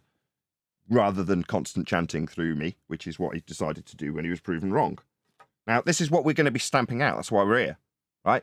Excellent and successful trip to Earth Awakening server, because instantly, when one of your own people on your own panel are putting forward claims that Earth is being referenced as a horizontal plane of reference, they then want to tell you that that's not Earth, that isn't proving Earth measured and referenced flat, when that's precisely what it is. I don't know why this is happening, but it is, and we're going to stamp it out. Because they're hanging out in globe servers. That's why. Argument that's Go on, whoever that was killed. Dude, it's like I'm witnessing an extinction level event and the targeted people are Globers. I actually absolutely love it. The targets of people aren't. Hey, can I Globers, ask they're flat Nathan and the crew a question? They're flat earthers that need more confidence in their Here we assertion. go. Go on, tank front something. I think it was SC. SC was going to ask a question. Yeah, I'd like to ask Nathan and the boys a question, Feel free, SC. if I may. Go ahead. Thank you. I was just wondering, I want to put this out. You guys, Nathan and the crew there, if somebody was to ask you what shape the Earth is as a whole, what would your answer be? I'd say I don't know if it even has a shape. The aspect that we can measure and use to navigate, build on, etc., is flat. An aspect isn't a shape. So I don't know. That's a good answer. That's a good answer. Nice. Thank you. I told you we don't claim it. No one's claiming a It's shape, bro. just true. All it is. I just wanted to get that out of the way. That's all. Good. This All is right. good. This is good. But the part we're on is measuring flat in all aspects. England, America, rise over run. Like it's just they're measuring it flat everywhere we go. All right, here's one from National Geographic. Sea level is the base level of measuring elevation and depth on Earth. Yeah. So I don't understand entirely why we've got flat earthers that object to this and say it's not Earth being measured when we describe how Earth is measured. Very specifically, how Earth is measured flat. That's not Earth, is the response. It's so alien to me and confusing. But good, we're obviously on the right track to be doing this. Like I said, ask them if the horizon's horizontal. You know what I'm saying? They're gonna say, yeah, the horizon's horizontal. Then they'll tell you it's not land meeting the thing. It's water, and the water. Like it's just. I don't even like to give this a lot of airtime, honestly, because it's crazy. So, Oakley, question for you. All these different cities and townships that have been built observing level, because we know when those contractors go out and they put down their 6 to 12 foot levels to make sure that whatever they're building is in fact level. Would you say that those are not all witnesses to observing level? You've got Southern Hemisphere observations, cityscapes built in Australia. You've got Northern Hemisphere cityscapes built observing level. What are your thoughts on that? Well, you've answered your own question. If they're all built level and that's level, well, I don't really understand what you're asking. Problem is, I guess at that point, level, from a everybody knows what Glober's the definition of level is until this conversation pops up. Right? Level is the same for everybody in the world until you have to defend the globe. That's the only time the definition of level has to change a little bit. Right? Why would that be? Why is that a thing? Also, you mentioned hemispheres. Even the National What do you mean, Killian? Is it Killian? Yes, sir. What do you mean by hemispheres? When you said hemisphere, north and south hemisphere, what do you mean by that? On either side of the equator. To say I'm in Australia, I'm on the south side of the equator. To say that I'm in Tokyo, I'm on the north side of the equator. That's not describing a globe hemisphere, as I now take it you are inferring. That's begging the question that Earth's spherical. No, I'm not. I wasn't. When I say the hemisphere, I wasn't referring to the ground location, so to speak. Referring to the potential of there being an observed sky dome over us, a celestial sphere, if you will. There is. That's how it's mapped. Right. So the reference of the northern hemisphere versus the southern hemisphere is No. That's not problematic, is it? Celestial. If you just go on, John. You're invoking a hemisphere. Yeah. There are two hemispheres in the globe model, aren't there? But when we're talking about a celestial dome, then we have a hemisphere of our own individual celestial dome wherever we are. But there's an infinite number of celestial domes based on where you stand. They're not located in a north and a south celestial dome. One's a vision thing, but when you say hemisphere and you're relating to the, you are invoking a globe at that point. And that's why there was the instant objection. It's hard to snap out of. I still use the word atmosphere sometimes, But no, that's actually a very, very fair point, because the idea of hemisphere, you invoke it because words mean stuff. So that's a good point. So if you're referring to the difference between being south of the equator versus north of the equator, without saying located north of the equator, south of the equator, what would you refer to those locations as, Nathan? No, exactly that. North of the equator, south of the equator. The equator itself is arbitrarily just derived from a flat plane minimum elevation angle measurement to Polaris in the first instance. So this concept of the equator can't be described with hemispherical antipodal positioning, because you're describing something that has an angle measurement to give you the arbitrary line we call the equator, a circle, at the minimum elevation angle to Polaris off a flat plane.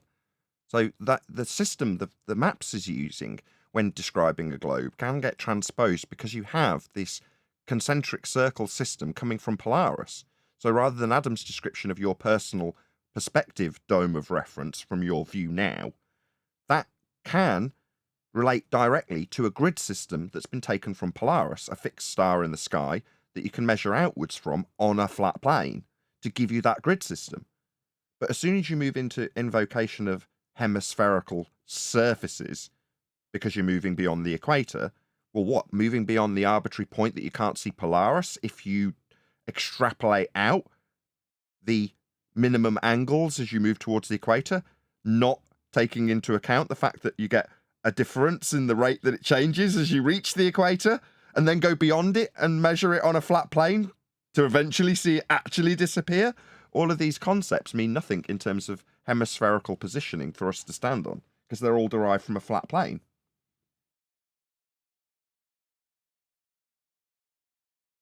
Just say one more thing. I'm about to round up my live show. First of all, thank you very much for having me. I'm so relieved that this went better than I expected. I thought we'd be far more I thought the reception would be far more hostile, and it hasn't been. So thank you for that. Moving forward, all of the examples that any globe believer comes to you with will start with a flat plane. And I'll give you one of my panel's quotes from Refracted Curvature. Say hello, John. Excellent timing. You guys need a flat plane more than we do. End quote, Refracted Curvature. Now, that was in reference to a discussion with a ball believer who came on and started making his position for a globe by using, as all of them will, flat Earth reference planes to start with. It won't matter what globe example they come up with.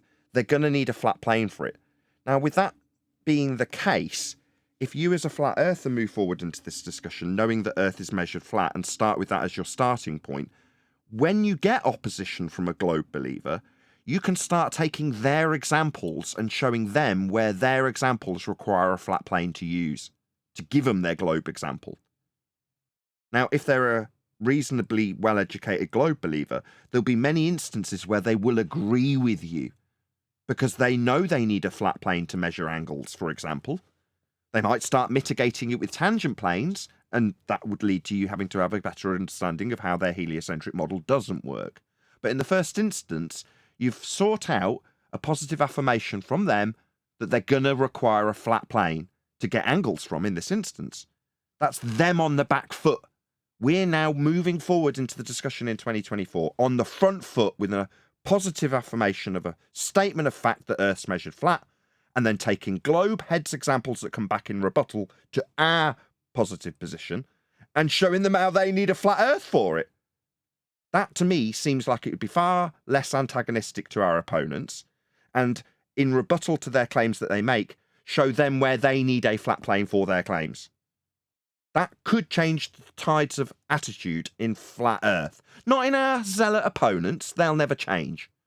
But in the attitude of us and how we put this information out to the public, that will resonate with everyone who hears it and goes, that attitude that I'm not stupid and haven't got an open enough mind is gone. And now it's, I also understand how Earth was always flat. That's how it was always dealt with. I appreciated it from my globe proof that I held, rather than your globe proof's wrong. I hope that's clear. I've reiterated about 6 times in this server. That's what I'll be saying every time I come back. And thank you for having me in the server. Really do appreciate it. Got one more super chat to read out. No Godzilla doubt, says, man. best Good show in talk. a long minute. 4 more hours, maybe, in the after show. Don't want to outstay my welcome, Godzilla. Thanks for the super chat. Can I come again? Yeah, dude. Yeah, sure. Come anytime. I mean, it's all good. It's all good. Excellent. Well, you will see Good more of it. afternoon, Nathan. Who was that? That sounded like Flatsy. Stacy? Oh, No. is it Stacey? Oh, hey, Stacey. Yeah. Hi. Hi, honey. How are you doing? I hope you're Very doing well. Yes, it is. I'm Good. Good I'm to feeling hear. confident. I'm feeling more confident than ever having come into this server, to be perfectly honest, because of A, the Really? warm reception. B, I can't believe my luck in terms of the guy opposing us when he are describing measuring Earth flat, and he opposed it. Perfect. Couldn't have been better. I couldn't have asked for more. This was an absolute total success. Wonderful. Couldn't be more pleased. Yeah, please. Seriously, we try to keep it very civil here in ways, but have that conversation. So I hope you can get more, and content, especially out of it too. So nice to have you here. Stacy, what up?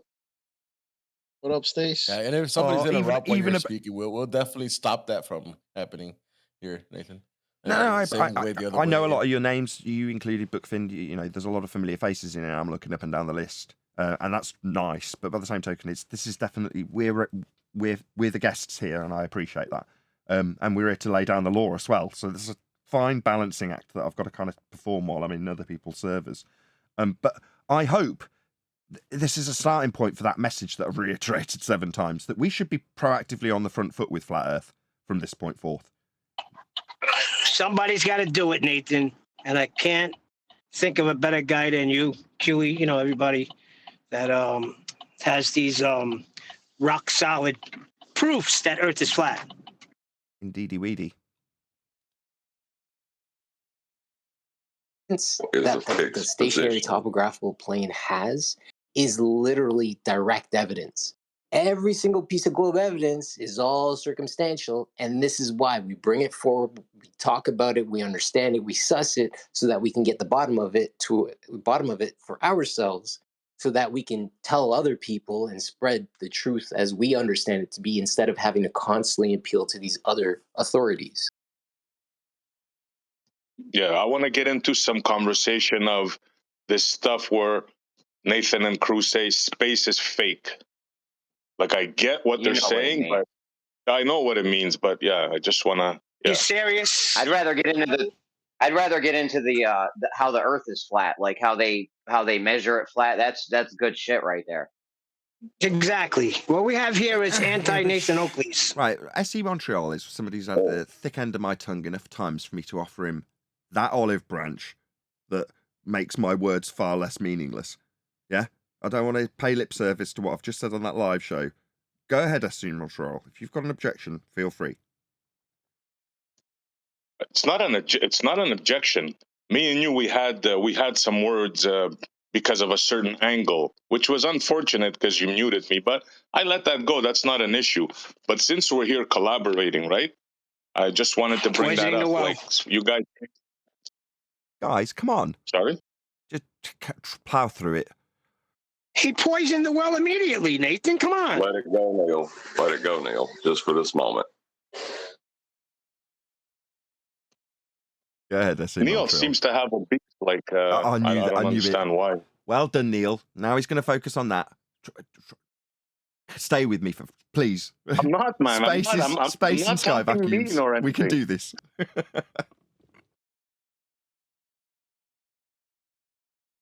Yeah, SE Montreal. I wasn't disrespectful. I just made a simple statement that I like the collaboration and we should have more conversation. And one of the things was, you guys say space is fake.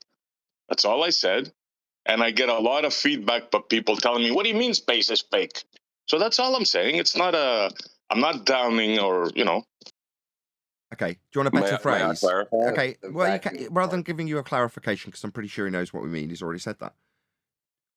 A better phrase, gas fills... Just wait a sec there, Nathan. Why was I unmuted? I don't know. Why was he it's not my unmuted? server. That is the question. Don't know, it's not my server, Space Monkey, sorry. Let's just go. Gas I filled know. space. Let's just go one at a time, please. Oakley, go ahead. Gas filled space is a better phrase, because it does. Yeah. Like, that's my only thing. Like, when that statement comes out, space is fake, right? It sounds a little bit ridiculous. That's all I'm saying. It's not because it's we're not left qualified. defending it. Yeah, because it's not qualified in any way. Yes. Unicorns are fake. Exactly. Well, okay. Because of what? Because there's no proof of their existence. There's no qualification for them being real. That's a qualification for the statement. Well, if you just say space is fake, or more accurately, outer space, the sky vacuum is fake, then that's how I'd phrase it, because I've incorporated the word sky vacuum, which leads me to explain the second law of thermodynamics and how gas fills space. But if you just say space is fake, that means nothing. Outer space is fake. Gas fills space. Exactly. Yeah, that's all I'm saying. Yeah. Because when I say it, I say, look, I don't know what's out there, but I know for sure it ain't a vacuum, right? So that's not saying anything is fake. That's all I'm saying. Yeah, it's akin to... Well, you could say heliocentric space is fake. And we explain do. why. No, Even when don't we then, clarify it? Even then, it doesn't qualify why, does it, John? Exactly. No, but you can say because gas fills space. Exactly. It's the same. It's the same as saying you're going to need a flat Earth for that, right? We've been prior to us coming to this server, we've had a hell of a lot of discussion about how we're going to pose this to people like yourselves in this Discord server, and the objection was if it's unqualified, you're going to need a flat Earth for that. When a positive claim comes from the front-footed globe believer, and you're reacting to it with you're going to need a flat Earth for that, that was objectionable to many of the panel, rightly so, because it's unqualified and reactive. Moving forward and saying Earth is measured flat is a factual statement of truth that can easily be qualified, but doesn't have to be when it's their need for a flat plane also on the globe side. You can move forward on the front foot with that. But just saying you're going to need a flat Earth for that doesn't mean anything. Space is fake. Globe is fake. Doesn't mean anything. It's not a modus tollens. Exactly. It's not a second law of thermodynamics. It's not a measurement of an elevation angle. It doesn't qualify at all. You're right. Okay, cool. That's all I'm saying, man. Respect. I mean, I got nothing but respect for you guys. Any other little things, Montreal? What else? Why are you so hostile, dude, Neil? You gotta be. You should not even talk, bro. I don't even know why you're talking. Just close your mouth. Anything else? You gotta forgive Neil. He's Italian. That's my advice to you. That's all All I you ask. do is just from the background like a little mouse. Well, maybe ask. Be quiet. Let the big boys talk. Maybe let me ask him, Montreal. Why are you being so hostile, Neil? What's the deal? He knows damn well why I'm hostile. Stop coming here and being all friendly when you know the shit you talk about when Nathan's not present. Stop. You're a bunch of phonies. Stop. Coming here? We're guests in their server, Neil. What are you doing? That was pretty funny. Don't you bring Neil the Pitbull Cosentino into a room and not expect him to react? What else? Damn. Have a coffee or something, bro. Can I say one thing too? Is regardless what's been said or not said, the opportunity for these two to meet up and speak is happening. So they've had their opportunity. So regardless, it shouldn't be anybody's worry but these two right now. It's been, with all due respect, like it's been nice, and we very rarely talk about like Oakley or whoever. Like very rarely. You might get that one person come in that said something, but that's not what it's about, man. Good, because I don't want it to be about that. I want it to be about a community of people who I've grown to hate, and I'll hate them because they don't prove Earth's flat. They argue about how Earth's not a globe, and like I said in the live show, I see that as people banging on the door of Scientology when they've left it already. And if we can have an attitude adjustment, as you can probably tell, this isn't about me, Rakia. It's not about. I appreciate Stacey's sentiment. She's like, obviously, it's going to generate you income. That's a different hat, and yeah, I'm glad that you appreciate that. Yeah, this is my living, but that isn't my motivation in this regard. My motivation is for the community that I've grown to dislike, because I hear a sentiment that we shouldn't have any more 10 years into the argument. We know it's flat now. Let's have that as our attitude. I know it's flat. What do you mean you want to punt your globe stupid face? I moved away from that years ago. I don't care. That's my attitude, and I want that to rub off on other people. And if that takes me having to have a lot of humility and apologise to people like I see Montreal along the way, I'll do it, if that's what it takes. Not because I want to earn more money, though. But I do want to earn more money. Please smash the super chat. Hey, I reciprocate that, Nathan. I got no hard feelings towards you, bro. Really, I don't. We had a little misunderstanding of a stupid, silly angle, whatever. I got no beef with you. Now, Neil, you need to calm down, bro. I got no beef with you either. Good. I don't think we as a group, for the most part, all react to each other the same. That is to say, you will hear disdain and swearing and hostility in my G+ panel between panel members. Doesn't mean the following day they won't just get on the same panel and say hello to each other and welcome each other. I see you as that person, Montreal, and many of the familiar faces in this Discord server, I might add. That is to say, there's no hard feelings with anybody. The same extends to the globe, though. So if that's made you feel warm and fuzzy, I'm hatefully going to take that away immediately by saying I don't have any ill will towards any of the globers either. I don't actually care. Now, while that not caring doesn't extend to you guys, I actually do care about your opinion, otherwise I wouldn't be here. I don't care anymore about converting zealots and understanding knowing the globe arguments, yeah, it might be great, and I can say how wonderful I am for how fantastic I know these arguments. I don't see them as necessarily useful moving forward. And I want the people who come in new to go away from the subject, having visited it for the first time, going, all right, Earth's measured flat then. Not, oh, I'm not open-minded enough. Oh, I need to learn all about how heliocentrism don't work. Or, oh, those sorts of attitudes I don't want the newbies to walk away from. Now, they might not walk away with wonderful appreciations of how to undo globe arguments in debate, but they will walk away with an opener to the subject, knowing it's flat. That's where we've got to change our attitudes to make sure that the people who do come by us, small in numbers because we're so suppressed, get to know it's measured flat first and foremost. Know it's flat.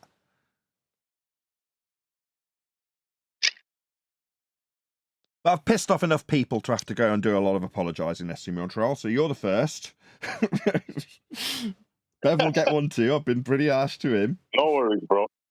Accepted, and I apologize too. I mean, I was kind of rough too on that day, but look, shit happens. Like me, I don't hold things personal unless it's a personal matter, right? I don't hold beefs, so you know. Me neither. Apology accepted. Good, same here. No, See, I came here first. I told you guys SC was cool, and see, he's cool. Sure, but this, as much as we have interpersonal relationships that might need mending, You can believe that. It doesn't change the fact that that isn't the motivation. Now, that might be part of the journey that I have to now backtrack along and mend a few bridges I've bent. I shouldn't smirk about this. That's terrible. I should take it more seriously.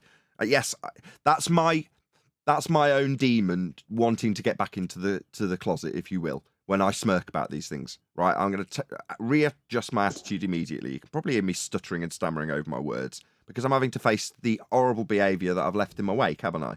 Okay, but it's easier to do it when you know there's a greater motivation. The greater motivation to move forward with Flat Earth, in the most literal sense. It hasn't been the case for 10 years. Nobody's moved forward with Flat Earth. Many people could do the same subject matter and call themselves globe deniers. And they'd be the same exact person as the person calling themselves a flat earther who wasn't proving Earth was flat at every opportunity.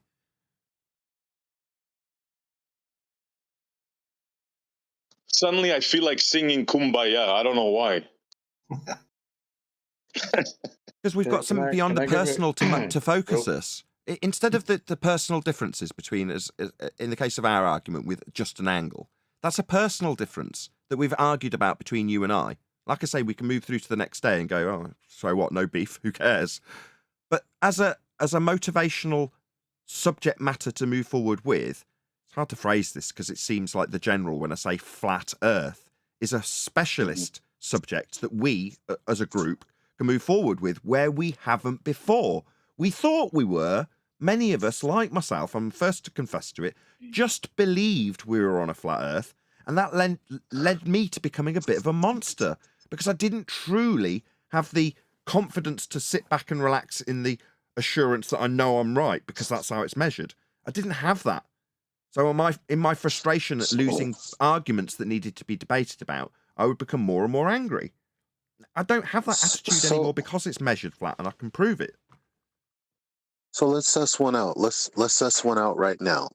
The right old triangle. Let's talk about elevation angles and whatnot. What about them? Well, we would say that celestial navigation uses right angles. However, say again. It would just figure out which black guy. Oh, yeah, it's Eli. But I guess some would object to that. Now I can try to put up their objection, but if anyone would object, you guys can make your own case. Say that all again. I feel that there are those that would object to certain verbiage, like using right angles in celestial navigation. Right angles or right angle triangles? Right angle triangles specifically. Right. Well, what you're doing is you're measuring a right angle to your zenith, right? And then you're measuring an angle to the zenith position of the ground position of a star, right? But that's only an apparent location. It's dependent upon the observer's placement on the Earth. So if you went to that position, the star is not going to be there.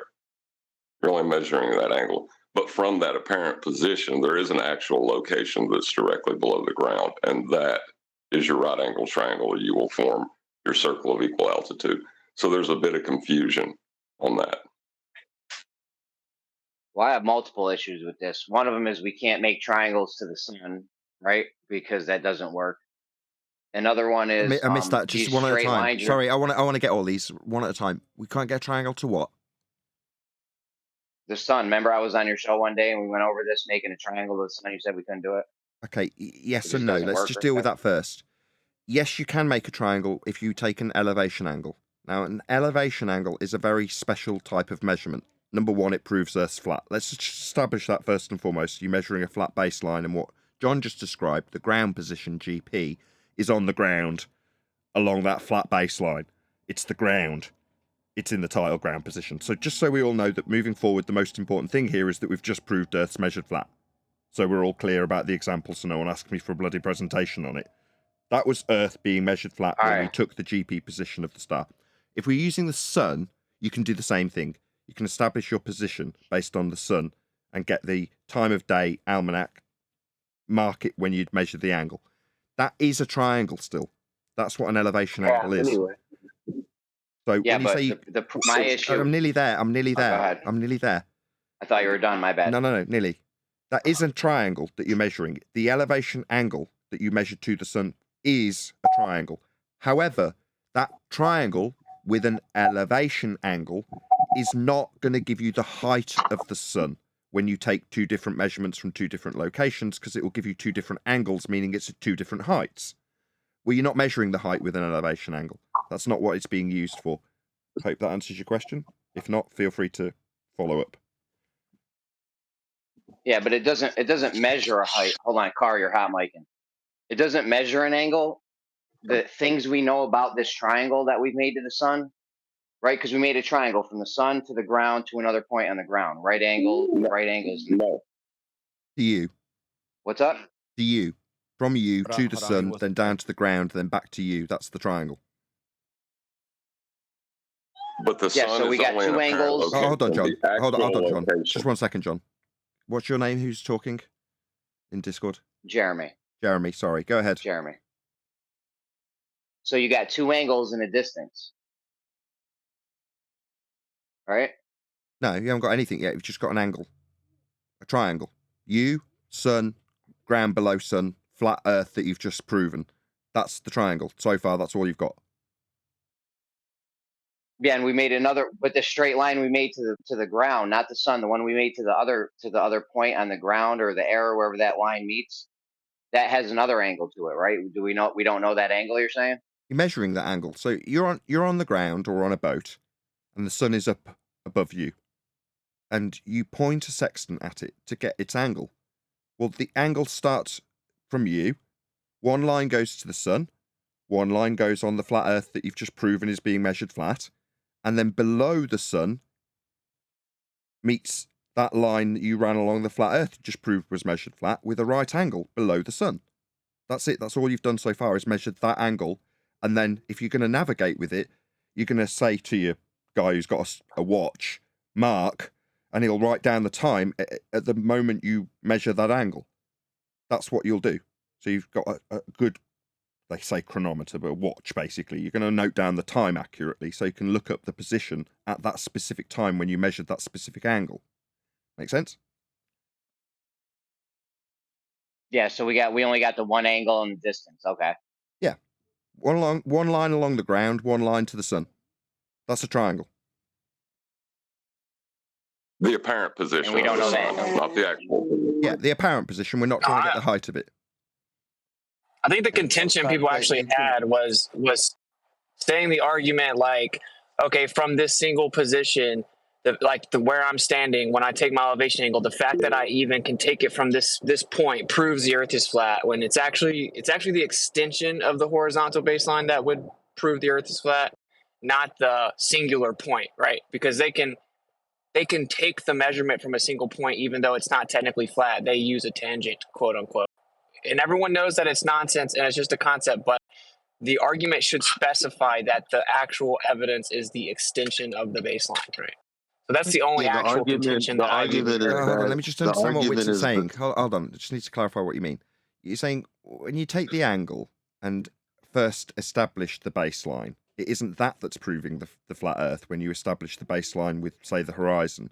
But when you measure the straight flat baseline out to the GP, that's what you mean by extended baseline? You mean the line that extends to the GP position below the sun in this example? Is that what you mean? Yes. Yeah. Yes. It's the actual extension of the baseline. Both prove it's flat, actually. But yeah, that also proves you've got a much, much, much bigger extent of an area of equal elevation, flat in all directions, that you've measured out with that angle and flat baseline to the GP, which is on the ground, not on a tangent. But ultimately, the establishment of a horizontal plane of reference in the first instance to give you the first line to extend, by your terminology, also proves Earth is being established as a horizontal plane of reference, be it with the horizon or a bubble Yeah, section. so I'm saying I don't think it's that strong, right? I mean, like, I don't necessarily disagree with you because a tangent's just a concept, but it's just not the most. It's not the most convincing or strong argument, right? Like the actual strong argument is that a curved Earth is going to be different than a flat Earth, and that difference is going to be shown over distance, right? And of course, there are other parts of this. The horizon Just bear rises with me before, I optically. need one point at a time, Witsy. I can't cope with multiple points. You're saying that the better argument is to compare it in false dichotomy with a globe Earth we don't need to claim, so that we can have the argument about how it shouldn't be curved, when it is factually measured flat and I don't need to mention anything about the globe whatsoever.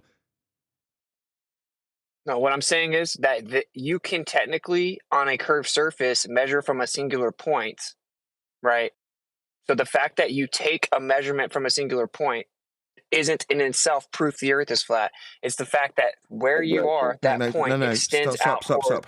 No. When you take a measurement from a single point, you're not establishing a horizontal plane of reference. So again, the globe immediately fails, but we have no need to reference the globe and how it fails. I'm not knocking on the door of Scientology telling them why they're wrong when I've walked away from the cult. I don't need to tell people how the globe doesn't work on a curve. You say it doesn't work because a single point won't establish a horizontal plane of reference. It won't. So when you start with the globe argument and how it don't work, it's precisely in contravention of what I'm hoping to move forward with in 2024 with it, which is to say, I don't need to attack why the globe doesn't work when I know it's measured flat. Every part of this example first establishes a horizontal plane of reference for you to describe as extended out to the GP of the star. Both are establishing Earth as a horizontal plane of reference and measuring Earth flat. I don't need to reference the globe at all for why it don't work. Who cares? Maybe 7 billion people or so. So, like, you can definitely do whatever you want. You guys mentioned that people have contention with it. That's what Eli said. I'm telling you, the actual situation that people have contention with is denying their conceptual application of tangent and not specifying that it's the extension that actually falsifies the globe. If you want to keep doing it, I don't care. Therefore, you presume to take a devil's advocate globe defending position in this discussion. Fine. If that's the case and you are in said globe position, and suggest to me that a single point with a tangent is your explanation to get around this in rebuttal, there are two issues.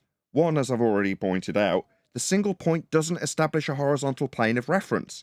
Secondly, if you are to infer, by begging the question, that the flat ground you actually measure, flat, gives you a tangent out to a point that the GP isn't going to meet, isn't a defence. Now, while I understand and agree that you would have to have an exemplary understanding of anti-globe celestial navigation to overcome that rebuttal from you in the devil's advocate globe position, I appreciate that you're going to have a cutting-edge understanding to do that.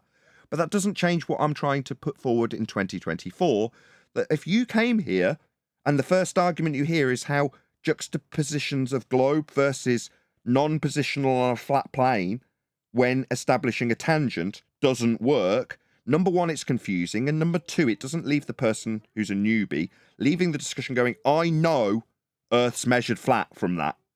telling them Earth's established as a horizontal plane of reference.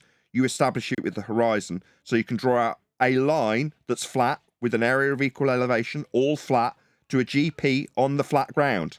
No mention of the sphere was needed. Yeah, it might get a rebuttal from a globe believer that's otherwise. Yeah, but that's not our starting point if we're on the front foot telling the world it's measured flat, because it is.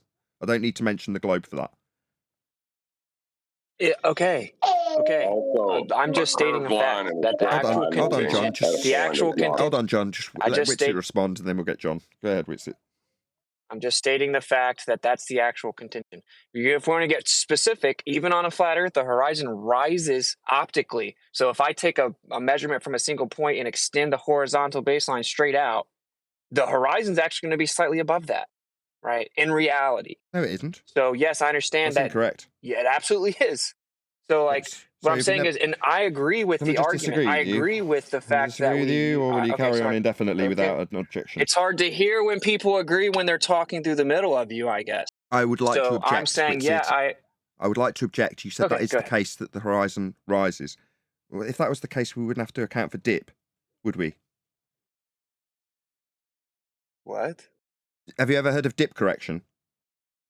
Yeah. What's dip correction? It's the correction from the horizontal. What does that have to do with? Sorry, from the horizontal to what? To the actual horizon. So the horizon would be below the horizontal for us to correct to it, contradicting your point that you were wrong about. Sometimes. Excuse me, it's very difficult to talk when someone talks through the middle of you annihilating them, Witsit. Do you mind? So it would be below the horizontal. You guys see how easy My bad, it's the second attempt for me to get this annihilation of Witsit's stupid nonsense through. Do you want to interrupt for a third time, Witsit? All right, go ahead, one at a time. Go ahead, I will. I'll try to. For a third time, Witsit. We'll try. Please, you were wrong. The horizon doesn't do that. That was me to interrupt. My bad. I'd just like to get this. I'd just like to get the correction through without my own panel now joining in.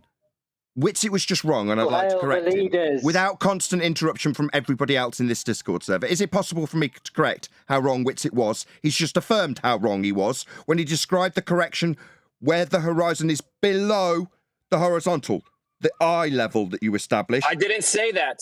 Well, it's a fact, Witsit. That's what you do. That's what dip correction is, making you wrong. Okay, now here's what's so funny about the situation. We're moving on. You interrupted me. We're moving on. You interrupted me. Okay, we're moving on. So I was talking. You guys see how this whole I've been a bad boy, I'm gonna change was all bullshit. Yeah, Witsit was wrong. I couldn't give a crap about this non-stop distraction from the fact that he was wrong. Witsit was wrong. He said the horizon rises to eye level. He was wrong. We wouldn't have dip correction if that was the case. I've corrected him. When he described the correction that is known as dip, he described the correction from horizontal where the horizon is below it, making him fundamentally wrong. Simple as. Okay, the reality... Hold on. Holy shit, dude. Hold on. Yeah, you're going to have to wait with it. And Nathan, please, there's only one person at a time. Do not interrupt. I do not want to meet anybody. Please, one person at a time. Please don't interrupt anybody through their sentence. No worries. Witsit was wrong. So the horizon actually rises. Yeah, it was me that was constantly interrupting, but immediately we're into Witsit interrupting the thing he hasn't listened to 4 times. 4 times he hasn't heard it. 4 times he's interrupted it. 4 times I won't get to say to him. Right, Witsit? No, actually, I was in the middle of talking and you interrupted me. Yeah, you were wrong about something. I have an objection because I don't care what you think. Now I wasn't thinking. You told me how you corrected the horizon down to the horizontal, down to it. So it's below horizontal. You did object in the middle of his sentence, and actually you stopped him from speaking 3 times during his sentence a few times.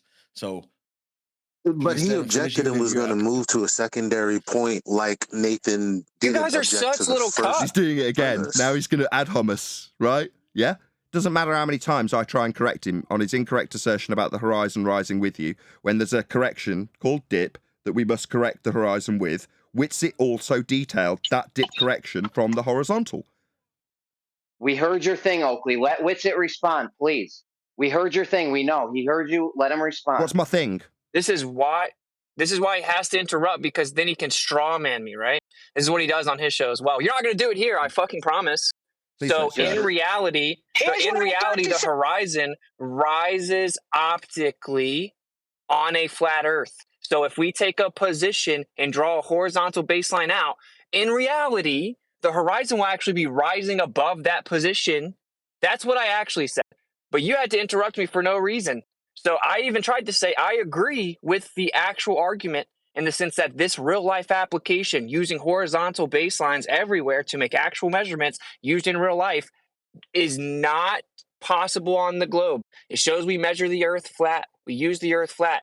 You guys brought up the contention. I said the actual contention people have is that the globers are just going to say tangent, and that is going to be sufficient to most people. You want to say, we don't want to talk about the globe. Okay, cool story. I'm just expediting the conversation. We've heard your show. You've said this for 5 years. We don't need you to monologue about the baseline anymore. That's not what I've said for 5 years. I've said it for 4 days. I'm saying we shouldn't approach this argument from a false dichotomy position where we tap on the gates of the, by comparison, or Scientology. If you've left Scientology, do you need to go back to the gates and figure out exactly how Scientology doesn't work? No, you don't. But by saying this doesn't work on a globe proactively as a flat earther, you're encouraging that position. That's what's happening. I'm saying there's no need.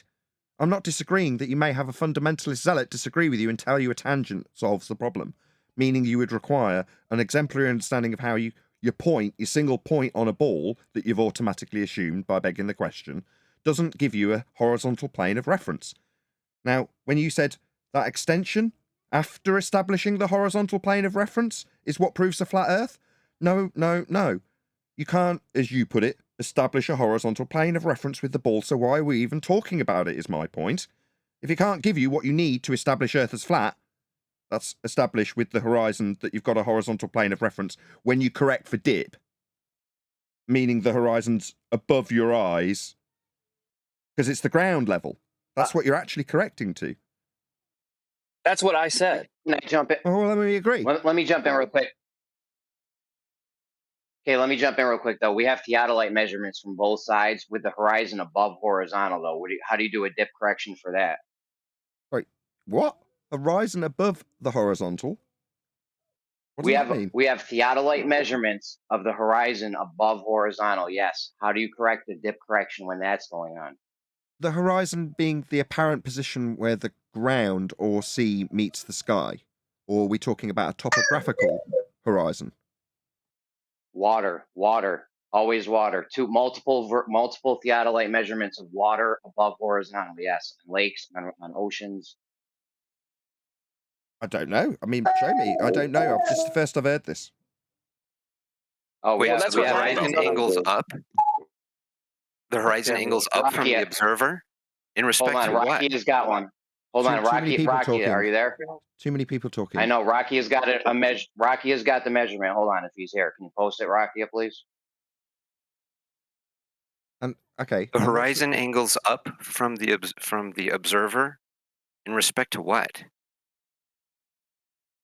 From a horizontal, there's multiple. What's the horizontal you're talking about? Because the if eye level, horizon- bro. Are you serious? Eye level in respect to what, though? But how is that established? To the observer. Hold on. Who's just one at a time? Who's making the claim? Just who's making the claim, so we can talk to one person about their claim. Who is it that said that they've got horizons above the horizontal? Jeremy. Who is it that said that?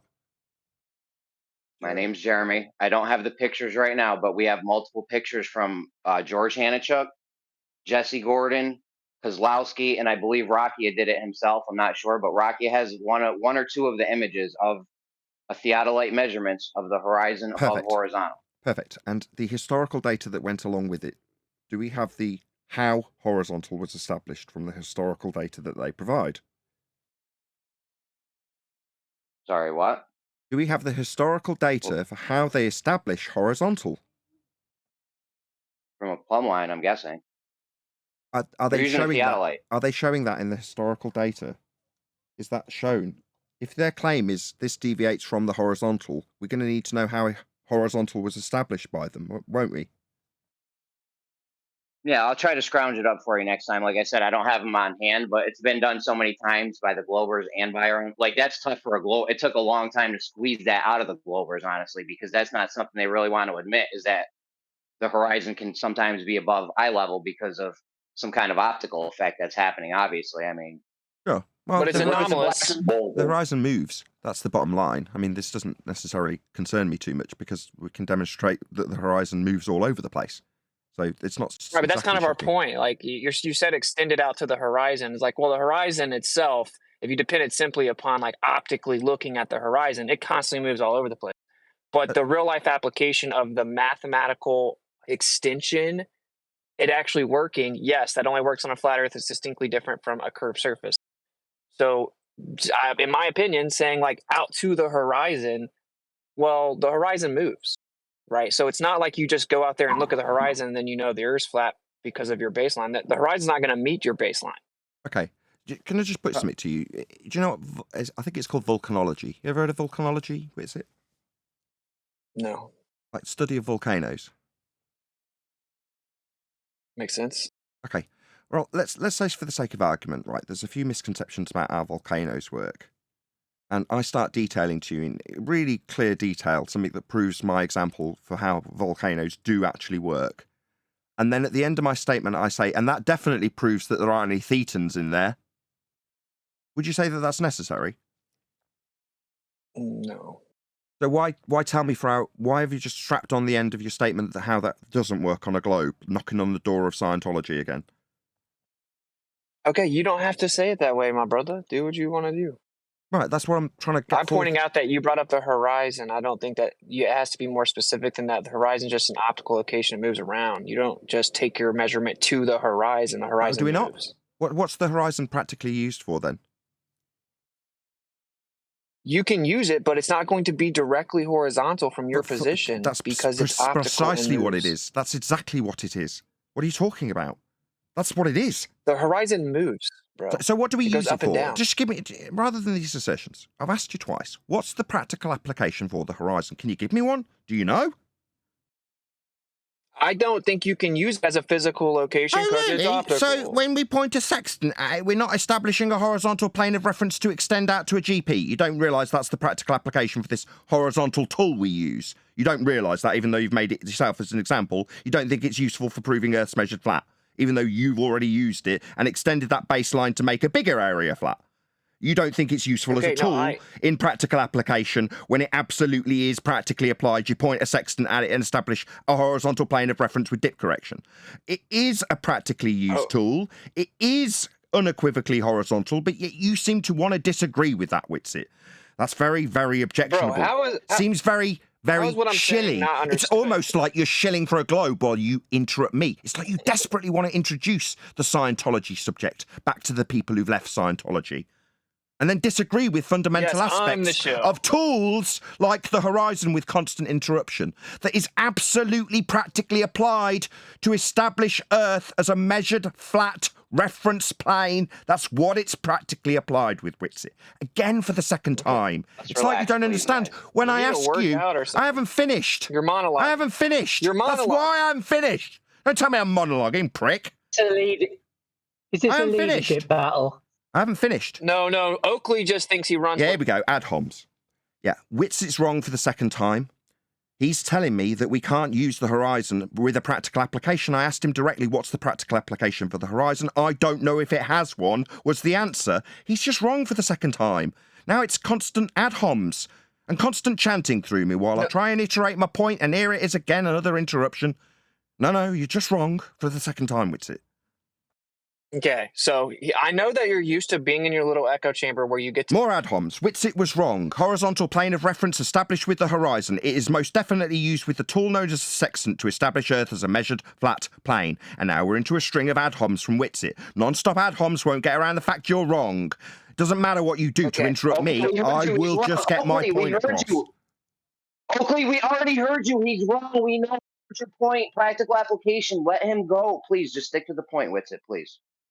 Okay, well, I'm saying what's happening is you're making a point, then pausing, and then someone's going in to say something, then you start again and claim they're interrupting. So again, Witsit's on to the discussion type and how the conversation's going to progress, rather than admissions that he's wrong when you establish the horizontal plane of reference, Earth being measured flat by use of the horizon, which he didn't know when asked how it was practically applied. Now it's on to ad homs about how I'm talking to him. Again.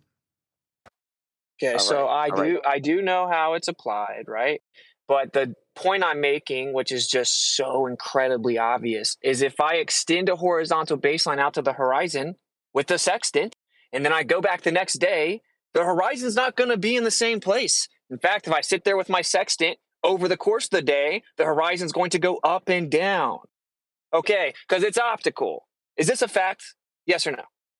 Still establish a horizontal plane of reference regardless of where it is. Closer or further away when you zoom into it makes no difference in terms of how you establish Earth with that tool. You're not extending a plane to the horizon as you just described. What are you babbling about, man? You measure with the horizon. It's being utilised to establish a flat baseline. You're not extending a plane of reference to it as you just described. You're just making this shit up. Okay, you didn't answer the question. So we all know that it does move around. But like I already said, like I think it is a good argument overall, right? But you know what, dude? It's kind of pathetic because I'm saying, yes, I think it's a good argument. I'm telling you why people have a contention with it, right? It's just that some people run around saying, oh, we can't even take an elevation angle. It goes to a horizontal. So the fact that you're on the Earth taking one at all, as if you were on another type of surface that was curved, you couldn't look up and take angle measurements. It's kind of ridiculous. You absolutely could. Now, the accuracy of them applied over long distances would be the problem. So if you don't take the critique, that's fine. I don't care. Please, G+. Like, you just stated that if you weren't on a horizontal surface, it would be absurd to assert that you couldn't take angles from something that isn't a plane of reference. So would you like to explain to me how a curved surface, that's one that's not a horizontal plane of reference, that's Earth being measured and established as flat by utilization of the tool that is the horizon in this instance, how can you get an angle from something that isn't a straight line? You could treat the singular point as a straight line, and then you would lose. Sorry, a single point isn't a straight line. That's stupid. Stop. I agree. Stop. I agree. Dude. Don't interrupt me while I disagree with your stupid statement that a single point is a straight line. A single point isn't a straight line. You've already tried to incorporate your globe shillery into this discussion once, Whitsit. A single point is not a straight line. A single point on a globe, you assume, when I've already told you to stop knocking on the door of Scientology, isn't a straight line. And now it's constant rumpusing and non-stop interruption to the objection that a single point is not a straight line. I'm sorry. I have Nathan. You keep constantly saying that he's interrupting you, but you just interrupted him at this point. Please let him finish, and then you can. Yeah, when he said a single point is a straight line, I'm going to object. I understand you can't. So what are you objecting to me? Saying that it's wrong to stop him when he says a single point's a straight line, that's wrong. Yes, you got it. I should let him continue. Excuse me, I just want to talk to the bookfin. Excuse me, I'd just like to confirm this with the bookfin. When someone says a single point's a straight line, I should just let him say that's true, should I? You have to let him finish, and then you can rebut it. I have to. I have to tolerate his assertion, wrong though it is, that a single point's a straight line, and let him carry on.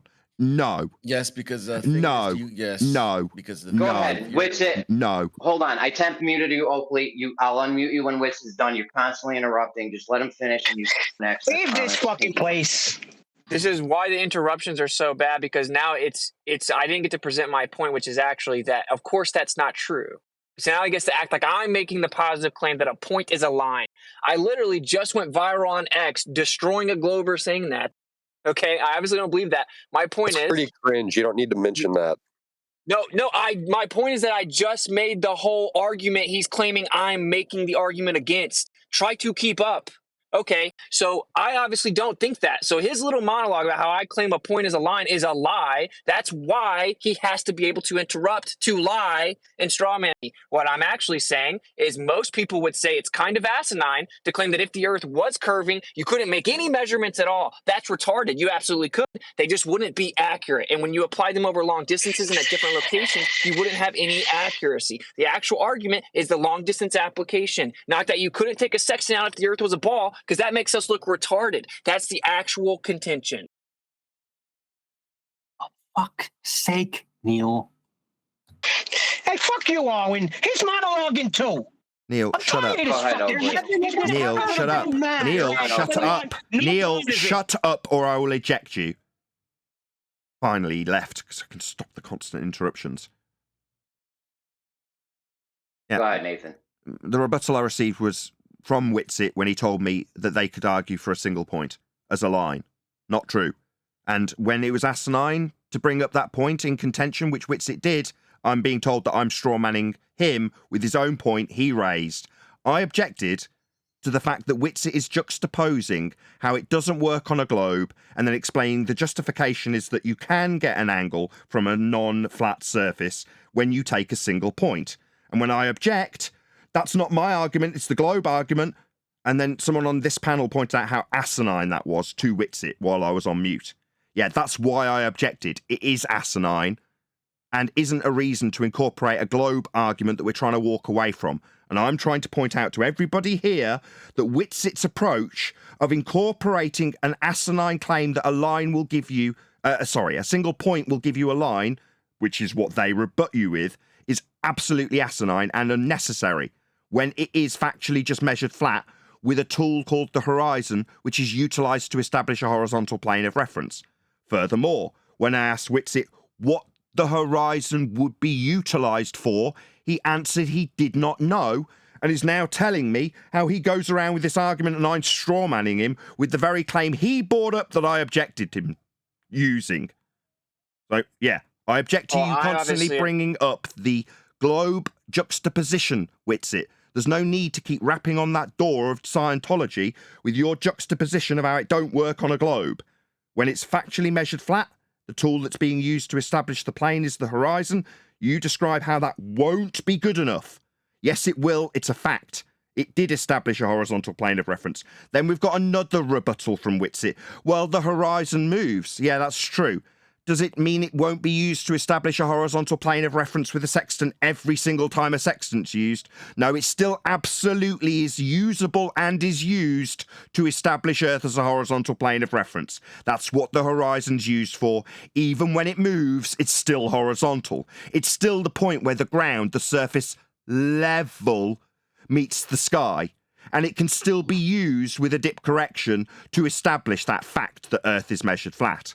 Witsit objected to that, saying it was only the extension beyond the establishment of Earth as a horizontal plane of reference with the horizon he didn't know how he would utilise. He objected to that. He didn't know what it was utilised for, but he objected. Okay, so actually, I obviously know how it's utilized. Everything you're saying is a straw man. I never made the argument myself that a point is a line. That's ridiculous. I never claimed I didn't know how the horizon was used. I never claimed that it wasn't a horizontal reference. I never said that because it's optical and it moves, it can't be used as a horizontal reference. All of those are objectively a straw man. And in order for you to be able to claim I said them, you have to interrupt me and then monologue about what I allegedly am saying. That's why you can't leave your room. Yawn. Now, in reality, I have left my room. I know all of those are. I know all of those points. I know that's why you're freaking out. I know all of those points, right? Okay, excellent. And I don't disagree with them. My point. Someone asked what the contention was, and I'm trying to tell you it would require good faith, something that you're completely absent of, right? Which is some people say that it's not particularly satisfactory to someone looking into this to say, oh, well, it would be impossible to make any type of measurement to the sky whatsoever unless the Earth was flat. Because they will say, what? No, imagine it wasn't flat. I could still go out there with my sextant and try to measure different angles. Sure, if I use the horizon, it's going to move around. It's not going to be very accurate. I know, guys, we will get told off for objecting. Can you be quiet? We're going to get told off for objecting. Guys, it is the same exact objection that I've just overcome. He has just rinsed and repeated the same claim. So once he's finished, hopefully I won't get muted in the server. I'll just repeat the same exact rebuttal. Hopefully he'll listen this time. We'll see. Go ahead, Witsit. Bruss said it was a straw man, and I'm talking about what other people say. Imagine saying that. It's so funny. Okay, excellent. No, I'm obviously not straw manning you. I'm talking about you guys asked what some people have a contention with it. I'm telling you what people actually have a contention with is just to end the conversation by saying the fact that you can take a measurement whatsoever from the Earth means it has to be flat. Okay? That is ridiculous. because technically you could go out there and attempt to do it, even if it wasn't flat. Now, would it actually work when applied in real life? That's the argument. And the answer would be no. So when you don't say it that way, you sound retarded. Okay, thank you. You done? He's done. Perfect. So we can Clearly. establish some facts that are true then. So we will establish as true from this point forth, Witsit, that Earth is measured flat when we establish it as flat, utilising the horizon to establish Earth as flat when we measure it.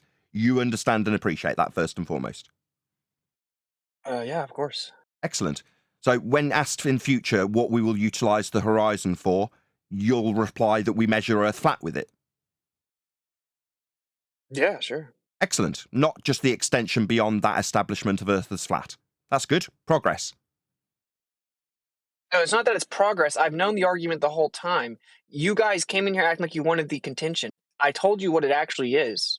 Okay? Your so you can take it or leave it. Okay. The real contention with you I heard guys it. I'm gonna. and your approach I heard it 4 times. is that you I heard shut it. down future Please, I beg of developments. you. I beg of you. I heard your contention 4 times. Your contention is that globers would assert that there's a tangent to be established with a single point. That isn't a line, and it won't give you a GP. There's the rebuttal. Fine. No, even the flat there's earthers more. contention. There's more. I'm talking about There's more. My contention is for us proactively to be illustrating that. Now, given that there aren't any globers here, in my humble opinion, this should have never come up. You were the one to raise it about how it doesn't work on a globe. And I'm saying that isn't necessary anymore. In 2024, my exemplary knowledge of our globe not working isn't needed. I don't need to know how Xenu isn't working to leave Scientology. I don't need it. I appreciate your contentious point is that people will still put that back to me, requiring me to understand how to overcome their objection when they put a globe claim to me. Yeah, I will, because they too will establish a horizontal plane of reference to get angles when they claim a globe, as opposed to a tangent that they won't measure a GP from. They won't do that. They will also establish a horizontal plane of reference, because it doesn't matter if you're a globe believer or someone that appreciates you measuring Earth flat when you establish that Earth as flat with the horizon. Both hold sextants.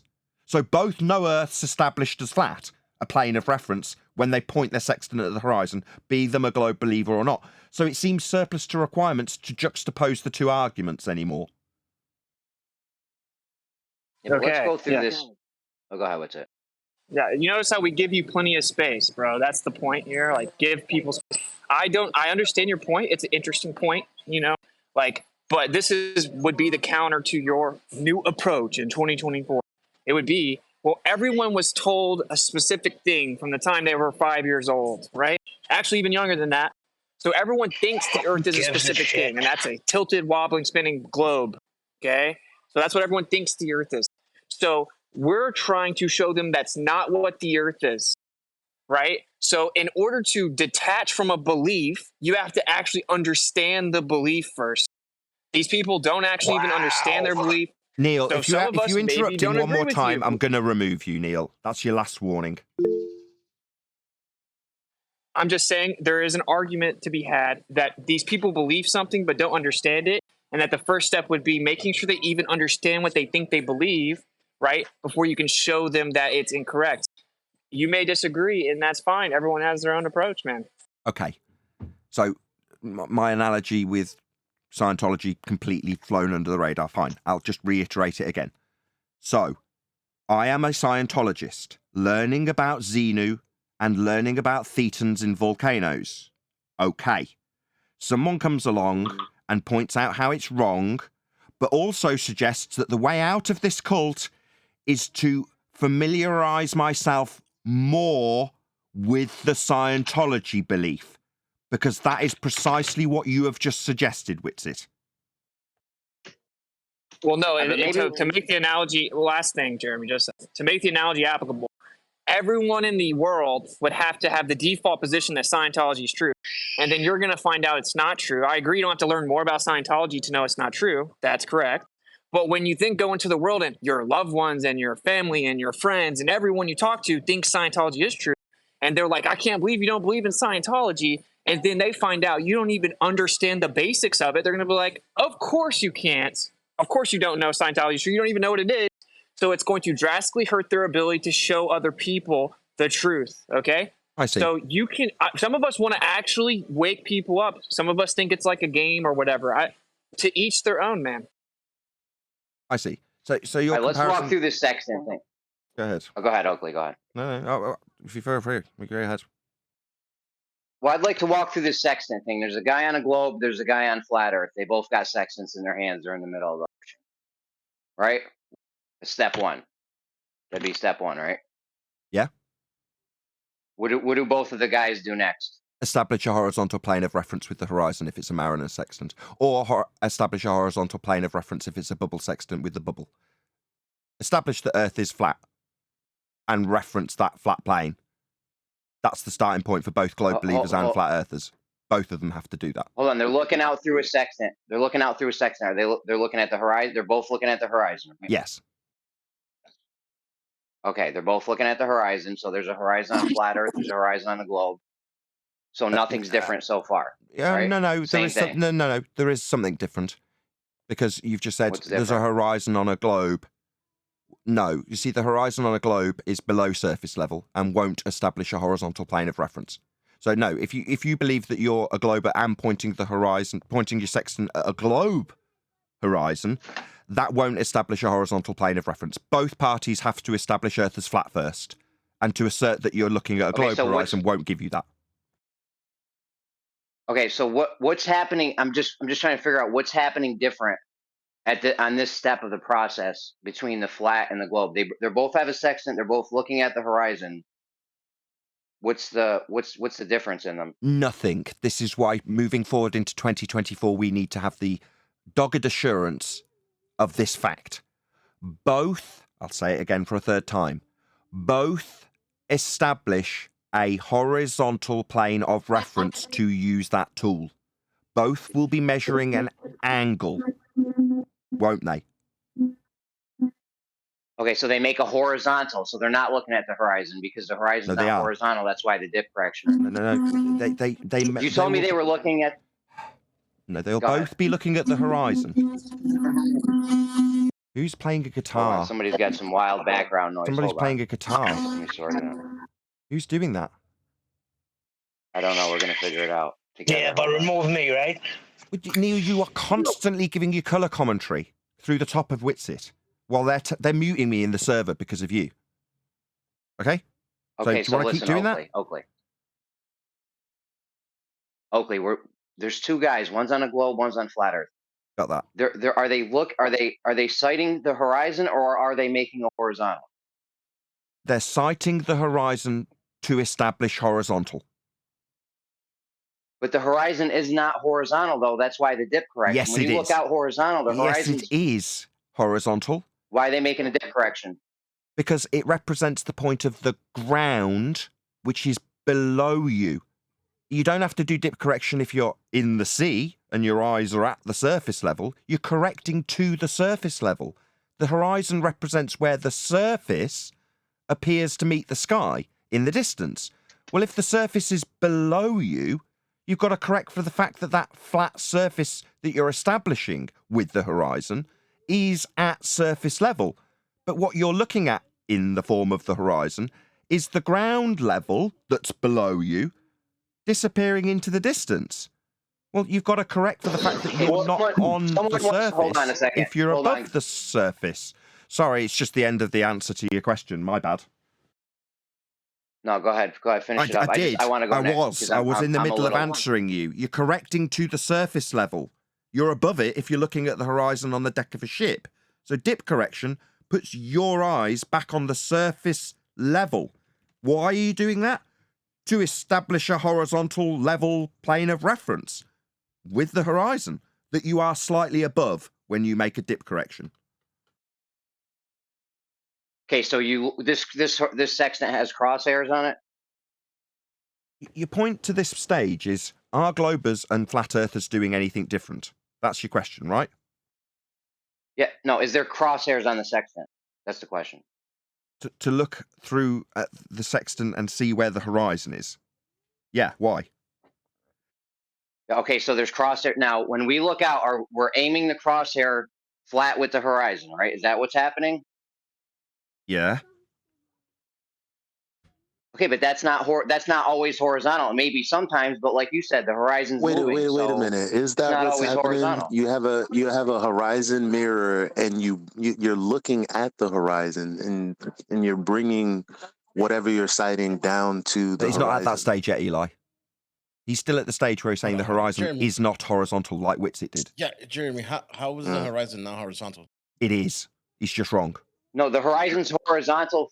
The horizon is horizontal, but when you're looking at the horizon, if you make a horizontal out, it's going to be below you. So when he's got the crosshairs on the horizon, he's not looking horizontal, right? He can't be. Okay, yeah, you've got to do dip correction because you're above it. Yeah, we've covered this twice. Yes, dip correction. Yes. The dip correction is bringing you to the That's not because the horizon isn't horizontal.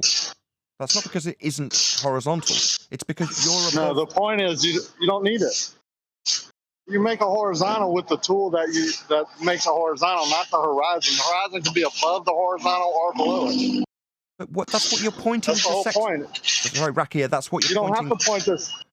That Yeah, but if you use a bubble section, you don't care. Like Right. that's what I'm saying. You don't Who's need the making horizon. that That's one way of god-awful doing it. noise? What's that noise? Rodney, everyone. Okay, all right, can moderation. everybody Everyone, accept... look. Sorry, guys, Don't I can only interrupt, talk to don't one interrupt. person at a I'm time. trying to moderate. I'm trying to moderate. Oakley's tried to talk like 3 times and people have jumped on him. So when he's going to respond, treat him like a guest and let him finish. And obviously, real fast, what's happening is you guys are talking past each other, talking about horizontal left to right, and then they're talking about extending horizontal straight out, right, and it going up That's or down correct. below that. They're 2 different things. Good summary, Witsit. But Rakia is Okay, saying... so we're Hold on. Based on what you said, Witsit, he's saying, no, you're not using the horizon to establish horizontal because it moves, right, Rakia? Yeah, it would be No. above the crosshair and below. Yeah. No, you still utilize the That's horizon. the point I think, sir. Okay, so either you're saying that sextants don't work to establish a horizontal to measure the angle. Is that what you're suggesting then, Rakia? No, I'm not suggesting anything. I know when you use it on a boat because the boat is moving, the best thing to use is the horizon, and that gives you close enough. But when you're not on something that's moving like a boat in the waves, you don't use the horizon to create a horizontal because sometimes it can trick you and be below further than it actually should be or above it even under certain conditions. So you would use more of a bubble sextant or a tool that creates a horizontal. What? Are you joking? Stop a second. That's exactly what you don't do. To use a bubble sextant, you need to be perfectly still. Oh, on an ocean, That's what you I say? said. That's what he said. No, I said when you. Can everyone stop? Yeah, I Yes, just that's what he said. said. Yeah, we got you, Rakia, and I agree. Yeah, okay. What you're saying is... Yeah, that's why you use the horizon on a boat is because you You're are still moving. talking No. Okay, thank you. Okay, we agree. Sorry. Thank you, Arwin. Yes, so we agree, Rakia. Real fast. You're still talking past each other. He's talking about left to right. It's a horizontal reference, and everyone keeps bringing up it going up and down. They're different things. You're saying Jeremy is referencing left to right? No. Oakley's talking about the horizontal reference left to right, and then you and Jeremy are talking about it going up and down below that point that comes out from the observer. They're 2 different things. Fair enough. Yeah, I'm at work, so I'm hearing bits and pieces, but fair enough. In either Okay, event, so you're saying that. Hold on, real quick, Oakley. You're saying that when the guy on the globe and the flat Earth guy, when they look out at the horizon, the glober's horizon is not going to be horizontal. No, they're both the same horizon, and they both use the horizon for the same purpose. Now, Rakia's point is it's not as accurate as if you establish it with a bit of molasses and you halve the tool's capabilities, or you use a bubble. You might get a better accurate horizontal plane of reference. Yeah, okay, I'll agree with that. Yeah, it's not an ideal tool if you're rocking back and forth on a boat. No, I'll agree with that too. But it's still being used for the same purpose, to establish horizontal, to get a line for an angle to the star that you're measuring. So the tool's measuring an angle, and the first line is a baseline, and you're using the horizon for both globers and flat earthers to establish that line to get that angle. You are establishing a horizontal plane of reference when you point it at the horizon if you're a glober or a flat earther. My point being that moving forward into 2024, we have no requirement to point out that the globe is doing anything with this unless a positive assertion comes from an opponent. But furthermore, we are using this tool to measure Earth as flat. That's how it must be measured when you point the tool at the horizon to get an angle from it. You're measuring Earth flat. So's a glober when they point a sextant to get an angle that's a straight line with respect to the horizon, corrected, inaccurate, because you're on a wave that's going up and that, or otherwise, you're still achieving the same ends regardless of who's holding that tool. You can't even pick up a sextant if you're a glober because you can't establish a horizontal plane of reference with it. That's why when you first said, well, what's the difference if I'm looking at a globe horizon or I'm looking at a flat Earth horizon? Both are looking at a flat Earth horizon because both are establishing a flat baseline to establish a flat line for an angle to the star. Both need it to be flat. That's the point. They need a flat Earth as much as we do because they're measuring an angle off a flat baseline and establishing a horizontal plane when they look at the horizon, just like we are. We don't need to point that out like Witsit did. We just need to say Earth's measured flat because it is. Right, that's why they need to show that globe with the flat plane on the inside every time they demonstrate how celestial navigation works on the globe. They're counting on you not picking up on that it's on the inside of a globe, and that doesn't make any sense. The horizontal line, though, is the line you make to the horizon, right? That doesn't have anything to do with the land under it. You're using the land to establish it. You're not measuring you're establishing the horizon as your horizontal. But when we point that out, you're like, that's not the ground. Is it not? That's what you're navigating and establishing the angle on, and you're going to be navigating, utilizing ground positions, but it's not the ground. Yes, it is. Hold on, I didn't make that argument. That was You just said it's not the ground. Argument. You said when you establish the horizontal with the horizon, it's not the ground. That's what you just said. Yes, no, it is. From you to the. Okay, well, I misspoke. From you to the horizon, I'm talking about. That's the ground. Said the horizons. Yes, the ground. You said the horizon's the same. I understand. You said the horizon is the same for the glober. I'm trying to figure out where the difference is. What's the difference between the guy on the globe and the guy on the flat Earth? The difference is that they need to establish a horizontal plane of reference when they point the sextant at the horizon. But for their globe belief, it isn't. So straight off the bat, how are they establishing the horizontal plane of reference? How are they establishing the horizontal plane of reference? What's different between the glober doing it and the flat earther doing it? Both establish it flat. The globe doesn't have one. He just answered that. He said there's no difference. It's just like saying plane survey. What they do is they measure the Earth like it's flat, neglect any notion of curvature, then just claim the Earth's a ball anyway. They have to treat the Earth like it's flat, right? And then they pretend it's a globe anyway. Almost. Let me just agree with Witsit. Finally, we're on the same track. Great. Not treat it as flat, measure it flat, Witsit. There's a big difference. Yeah. Not treat it as flat and then pretend it's a globe. You measure it flat.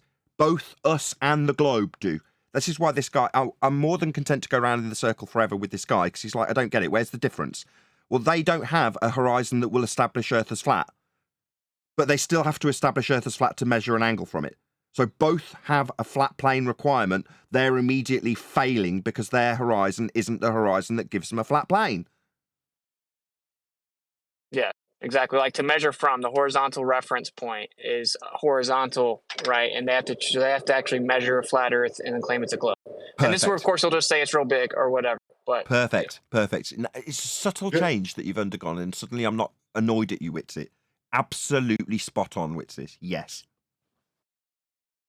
The testosterone and adrenaline is through the roof. Yeah, because the stakes are high. You guys are doing the stakes are high. The stakes are very high because I want a fundamental change in the attitude of the people who I see as my peers. I'm not going to beat around the bush. A lot of you piss me off a lot of the time, and I'm not going to lie about that. Maybe apologies that I have to make to people who I've made that clear to when I've got angry with them, like Witsit. Second person I'm going to have to apologise to you today for my disdain. But it's because the stakes about the subject are high rather than the personal difference that we may have about ether. That's not what we're going to be discussing when I get allegiance like I've just got from Witsit. Finally, some agreement. Yeah, both parties have to measure Earth as flat. establish Earth as flat to do any of the functionality that they're then going to claim proves a globe. Immediately, they need a flat Earth straight away. That's our starting point, or should be going forward. Thank you, Witsit. Really cheered me up. It's very similar to plane surveying, where like when they invoke geodetic surveying, they actually have to use flat Earth measurements as their foundation, right? And then they stitch them together and claim it's a globe. Goosebumps. Got goosebumps from you saying it like that. Yeah. Bon. Absolutely. They've got to first measure Earth flat. That's right, Witsit. Yeah. Now you're singing my hymn from my hymn sheet. Thank you. Yeah, and just to clarify, like what I'm trying to say earlier, I wasn't actually trying to argue against the argument. I was trying to explain to you what some people have a contention with. Like, I don't even necessarily agree with it, right? I just think that the point has to be delivered, completely. No, my bad. I was slow. But I agree with the point. I got that eventually. I'm just slow. Eventually, I realised that you're postulating the devil's advocate position, and I did put that to you eventually once I understood. There's hope for you, Witsit. Witsit's ace. Witsit 20. He's been added 10 IQ points. Yeah, I mean, I agree with. I think this is like the strongest point. So I actually agree this is one of the first things that should be said, because with engineering, so bridges, runways, everything, we measure the Earth flat, we build things like the Earth is flat, and they just come along on the tail end and claim it's a globe, hijacking the flat Earth measurement. I agree with you. This is basically your idea, Witsit.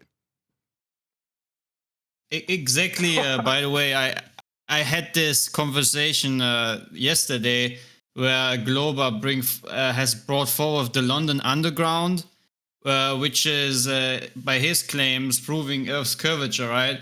But what would you think is actually the outcome if you go into the surveying that has been done for the London Underground? What do they actually put into the note? What is very important to point out is, quote unquote, one second, they say, basically, here it is. The London survey grid is a transverse Mercator projection with parameters chosen to minimize grid distortion caused by Earth's curvature over the London Underground area. The distortion is such that the large portions of the area projection corrections can be ignored. The grid was formerly known as the London Underground grid, or the Crossrail grid. So they basically tell you, yeah, we have curvature, but it's so slightly all the time that we can actually just ignore the curvature. So they just build it as if there is no curvature, but actually they have curvature. See, that's how it works. So it's curved, but not really curved. You can't find the curve, you can't measure the curve. So just ignore that there's a curve, but just believe that it's a curve. But that's what I just heard just now. But the actual railway, I actually looked into this. One of the first things I looked into actually getting to this subject, how they actually survey it wasn't for the underground, it was for the general UK rail network. And it's all with respect to sea level. They're trying to keep the elevation as close to sea level as possible. In other words, they don't want any deviations or elevation changes. So they're blasting out the sides of mountains and creating great big valleys to put the rail network through so they can not have any massive inclines or drops as it moves around. And they have a certain amount that they can have it incline as it goes up and down the country, but it's very minimal. And they have to obviously account for all of that. And where there's massive changes in elevation because of a mountain, they have to blast their way through it to keep it very, very close to the reference with respect to sea level. That's level. So the whole network's level. They have limits they have to keep in mind, and they can't go above that degree, rise over run. So when they get to a mountain peak, they can't go around and they can't go at a different angle because it's above their parameters. They dig a tunnel, go through. Exactly. And call me a liar, but the most projects I've looked into, big projects, right? The most I've looked into, what it always basically comes down to when you read between the lines is we claim there's curvature, but it's just so minimal that we're just going to ignore it and build it as if there is none.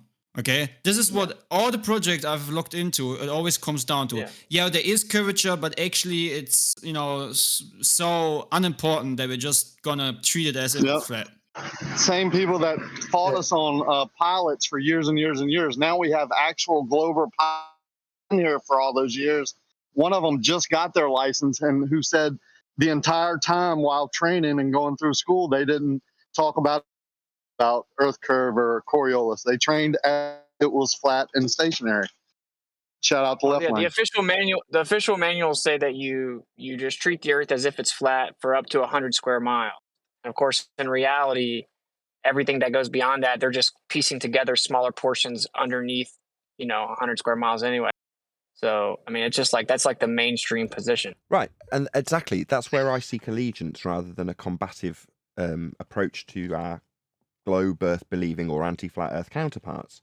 If you approach them with the contentious, you're wrong, you haven't got an open mind, and you've been deceived into being on a globe, here's my exemplary understanding of how your globe doesn't work, they immediately hate you. Because people hate to be shown to have been deceived. If you've been duped, it's really hard to convince people that they've been duped. Whereas if you start from their agreement of, in this example, how, well, I understand that in the network for the rail, well, underground in this example, how, yeah, but we basically treat it as though it's flat. I mean, there's disclaimers and mitigation for how it is actually curved, but we don't treat it as curved. But I appreciate that the actual process of building the network is flat. That should be a... If you're going at it from approaching a globe believer and you're trying to convert them, flat earth evangelist styley, then that should be the approach. Seek their agreement in terms of how they also appreciate, like in this example, that, well, we're going to treat it as flat.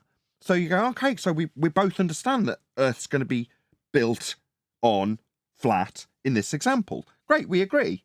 And then you can move forward with that attitude that doesn't seek their annoyance through telling them how wrong they are when they know how flat we've got to treat it. And if they happen to drop in that it's curved, you go, all right, how is that actually accounted for then? In other words, you can seek their discussion for how it's going to be proven by them, rather than you immediately launching into how something doesn't work that they wholeheartedly, as you rightly point out, which the majority of the Western world have this belief, making it an unfair comparison, as you said, to Scientology. Where I don't see it as an unfair comparison is where we as a group aren't in that position. So the persona, not the persona, the kind of vibe that we give off to the audience will be the attitude that they take from us when they pass on that information as a third party to the next man.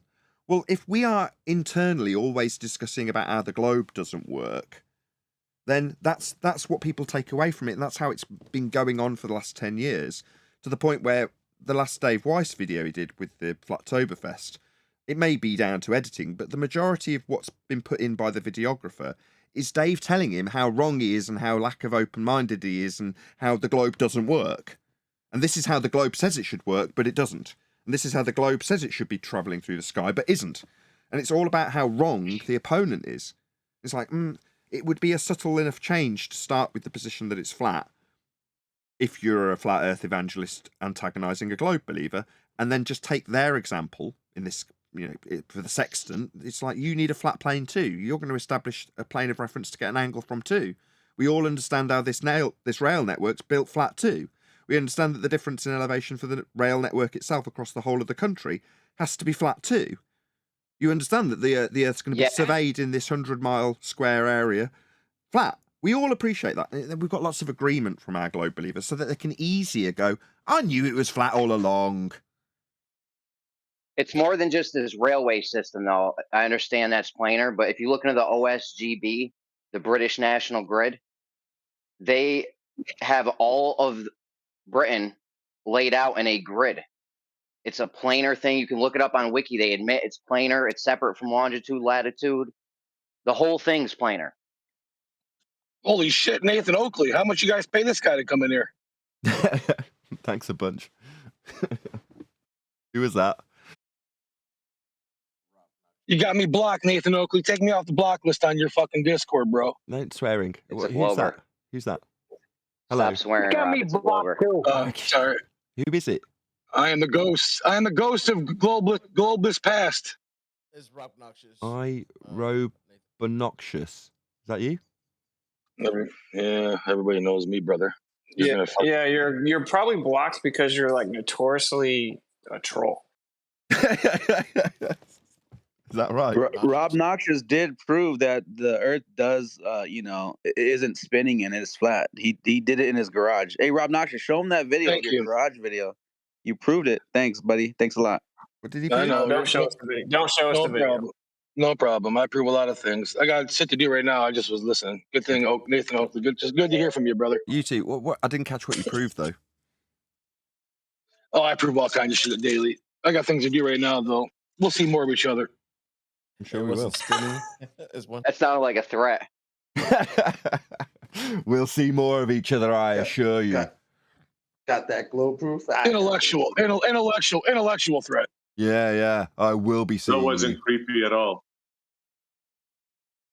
I excel in creepiness. This is a guy that denies that you can't freely and privately explore Antarctica, man. Just to give you an idea. I know. Oh, excellent. Oh man, we're getting so much achieved here. So Antarctica is an interesting subject as well, Witsit. I am wholeheartedly of the belief that the Antarctica subject as a whole has been inserted into this category, flat Earth, so that we can argue the toss about something that's inconsequential, where we have plenty of demonstrations. Again, I'm not directing this at you, more at Dave White if he ends up listening to this, in terms of easily demonstrated examples of new worlds being discovered in our recent history, as opposed to speculation about what could be discovered out in Antarctica. Do you see where I'm going? Sure, I agree with that. I don't really speculate about it very much. It wasn't you that did it. It's just the whole Antarctica thing, I think, is a false narrative. It's a red herring for us to argue about indefinitely that doesn't really achieve much. I kind of agree. I actually think that even the North Pole region would be more important anyway. But so yeah, I agree. Hey, B. David, as far as David Weiss, he does say that it's speculation or his opinion, but I agree with y'all about the North Pole. I think it's a distraction with the South Pole. It's literally the thing is, I think you can read between the lines when you look at the stations. Deception Station, Troll Station, Great War Station. It's pretty weird, these names that they choose for these stations. It's almost like you're limited to something. You're limited to mere speculation, right? Like we can't go there. We don't know. We have no idea what it is. But what would same with the center. But what would you hope to get out of it, whoever that was just talking a minute ago? In terms of just general chit-chat about Antarctica, what would you hope to achieve out of a discussion about it? I think I would hope, hold on, Clay. I would hope that we could explore it and go in a straight line, and then that's going to lead us to some kind of answer eventually. There's either going to be land or a dome, a container wall, or you're going to pop out on the other side if it's a globe. You know what I'm saying? I think Antarctica would hold some answers. To what? I would say it is. I just want to find out what he's saying. The question being what? Answers to what questions? To what's out there. For what purpose? So, okay, if there's a bigger region of Antarctica not on the map, okay, great. Let's say you discover if it's to achieve that, to show others that there's more out there. Is that what you're saying? Well, more like a curiosity killed the cat thing. Like, yeah, what's out there? Is it we're going to hit a container wall, or we're going to pop out on the other side of the globe Earth and be in South America or Africa or whatever? Like, I think it would have some answers. Please, if I may. I was going somewhere with this, but go on, Arwin. What it will answer is if the Earth, continents, and everything that we've gotten to know, which the Earth has to be to fit on the globe, well, if that holds water, or if there's a lot of more land or some other realm right next to us, well, how is that globe going to fit, right? That's one of the points. Bring it up. Okay, exactly why you want to get away from it. Yeah, I don't want to debate this, Arwin, as much as that's a valid point. That wasn't where I was hoping this went. I just want to take it there quickly, because otherwise we're going to lose track of this quick. Okay, there's a refinement to a Dave Weiss argument. If you have watched his video with that guy, I've forgotten his name, fairly famous YouTuber at Flattoberfest, then you'll know what I'm talking about. If not, go and check out his video, okay? Dave Weiss is explaining that we have, beyond the ice wall, new lands, like are being argued about in postulation now with Antarctica. And the aliens could be out there in these new lands. Fine. Now, that's a crap rendition of an argument Dave's got from me. And I want that to be refined to the point where it's actually useful to make a point, as opposed to satisfy your curiosity to what might be out there. Because that may actually be satisfied if more people are intrigued to investigate. With us, the small group that we are, wanting that folly to be satisfied, it probably never will be, for whatever reason, unless there's plenty enough intrigue. How do we achieve the intrigue? Well, with examples that are already in place that we can show to be true. For example, the new worlds that are already in place that many people still reference as the New World or third world countries. If you go back a couple of 100 years in terms of the nautical documents about these new territories prior to them being discovered, they were investigating outer space, the area beyond the horizon where the territories were already mapped, and they found the new worlds, the new land out in the area previously uncharted. So, the progression of history easily demonstrated is a flat charted land with a grid system using Polaris, and a land beyond the already charted that is unknown, which then was investigated and new worlds were found. Some of us live on them after colonization. So, all those colonies were at one time undiscovered worlds. That's a fact. Now, that as a fact, when I then get an agreement from you that you understand that the description of an alien is a current vernacular description of someone potentially traveling from a new world to your existing country, described as an alien. You can then put all of the pieces with facts and data about how the world and the history they already know has come to pass, with new worlds out in space.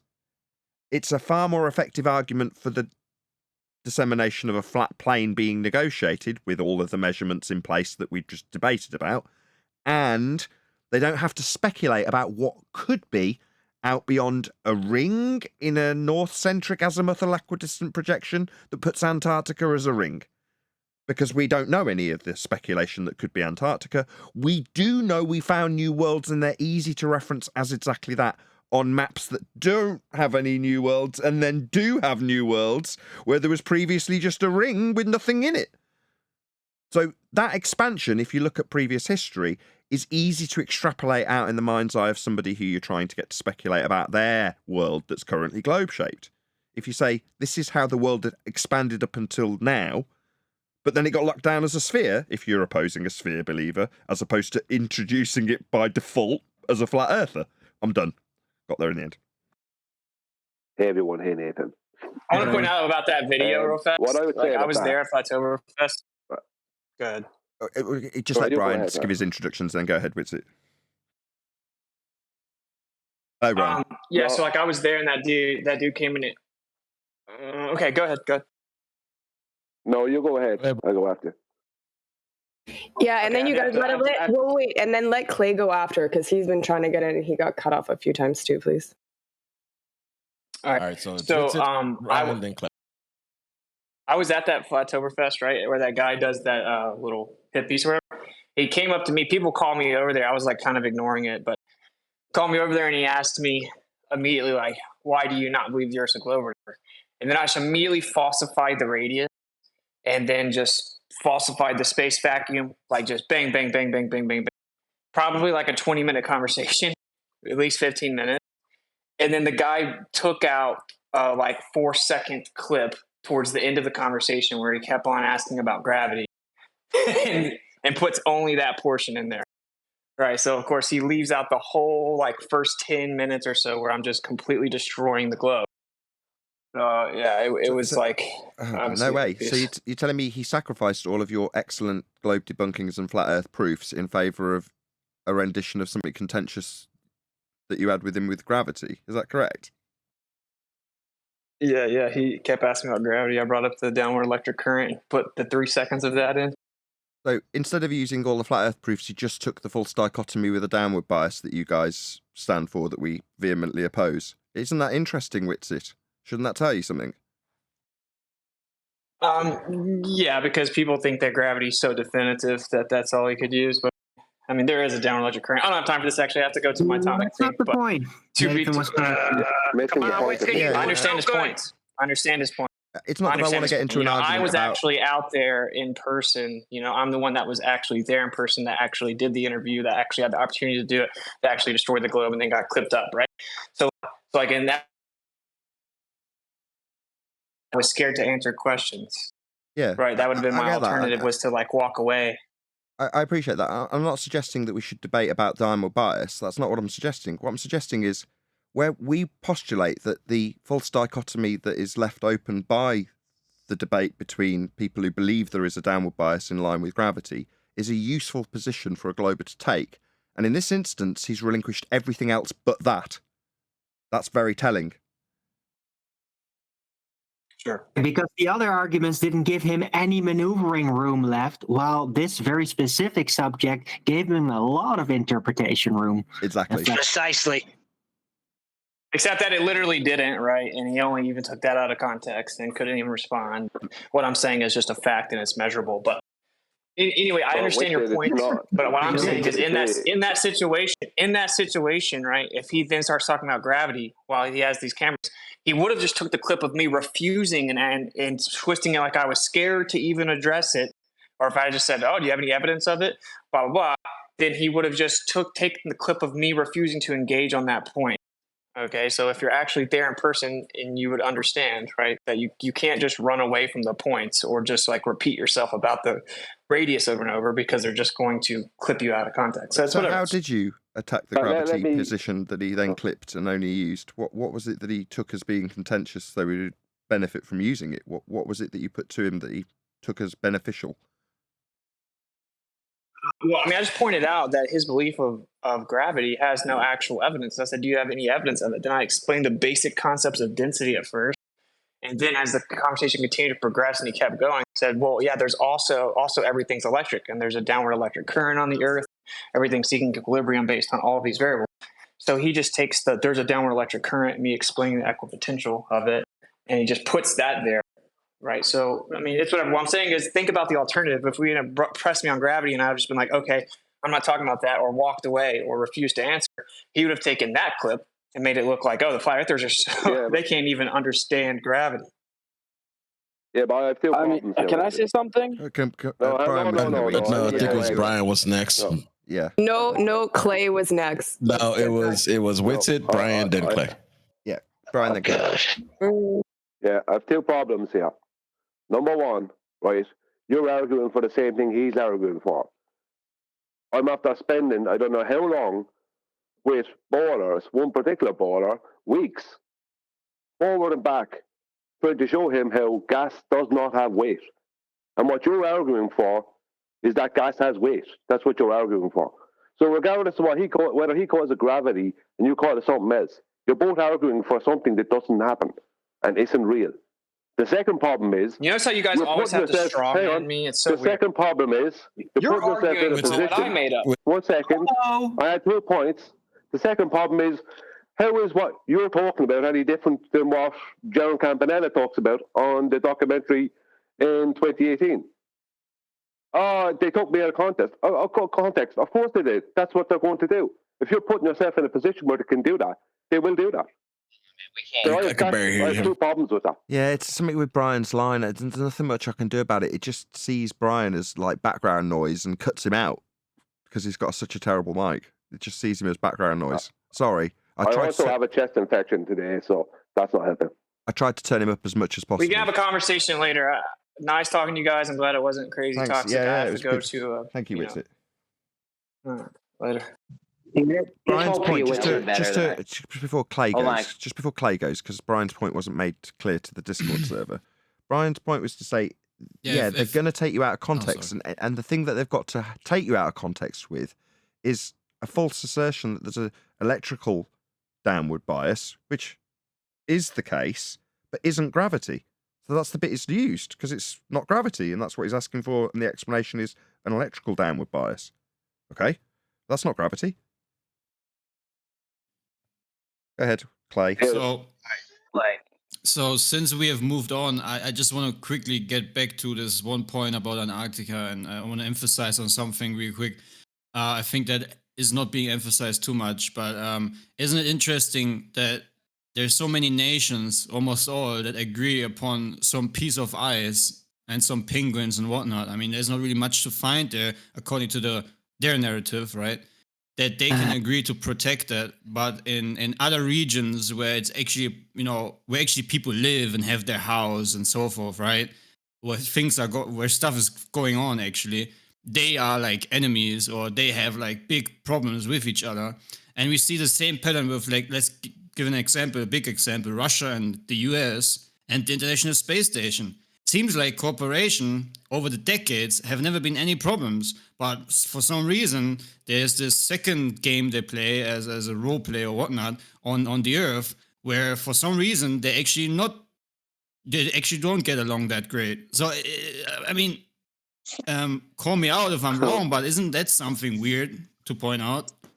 It's not really weird. So it's interesting. That used to happen a lot, even in the past, right? Kings would be officially enemies. There would be war. They'd still meet, though, and have tea together and all that, while the troops would be shooting each other or whatever. So that's actually kind of normal if you look at the past. Yeah, so the question sounded like, is it... Hold on, guys, in G+. Let me real quick. Hello, real quick. hold on. I think Clay's got more to add. Hold on. I was next after Clay. No. I was first. I think Eli was first. Then you next. Eli, then Noah. Yeah, so for clarification, basically, Clay, you're saying it's interesting that we all grew up with a narrative about Antarctica, since most of us, probably none of us, have actually been there, number one. So everything we know about it is hearsay.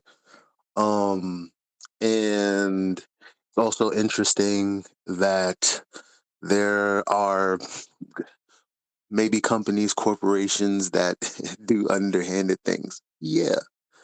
That's a very quick conversation. Yes and yes.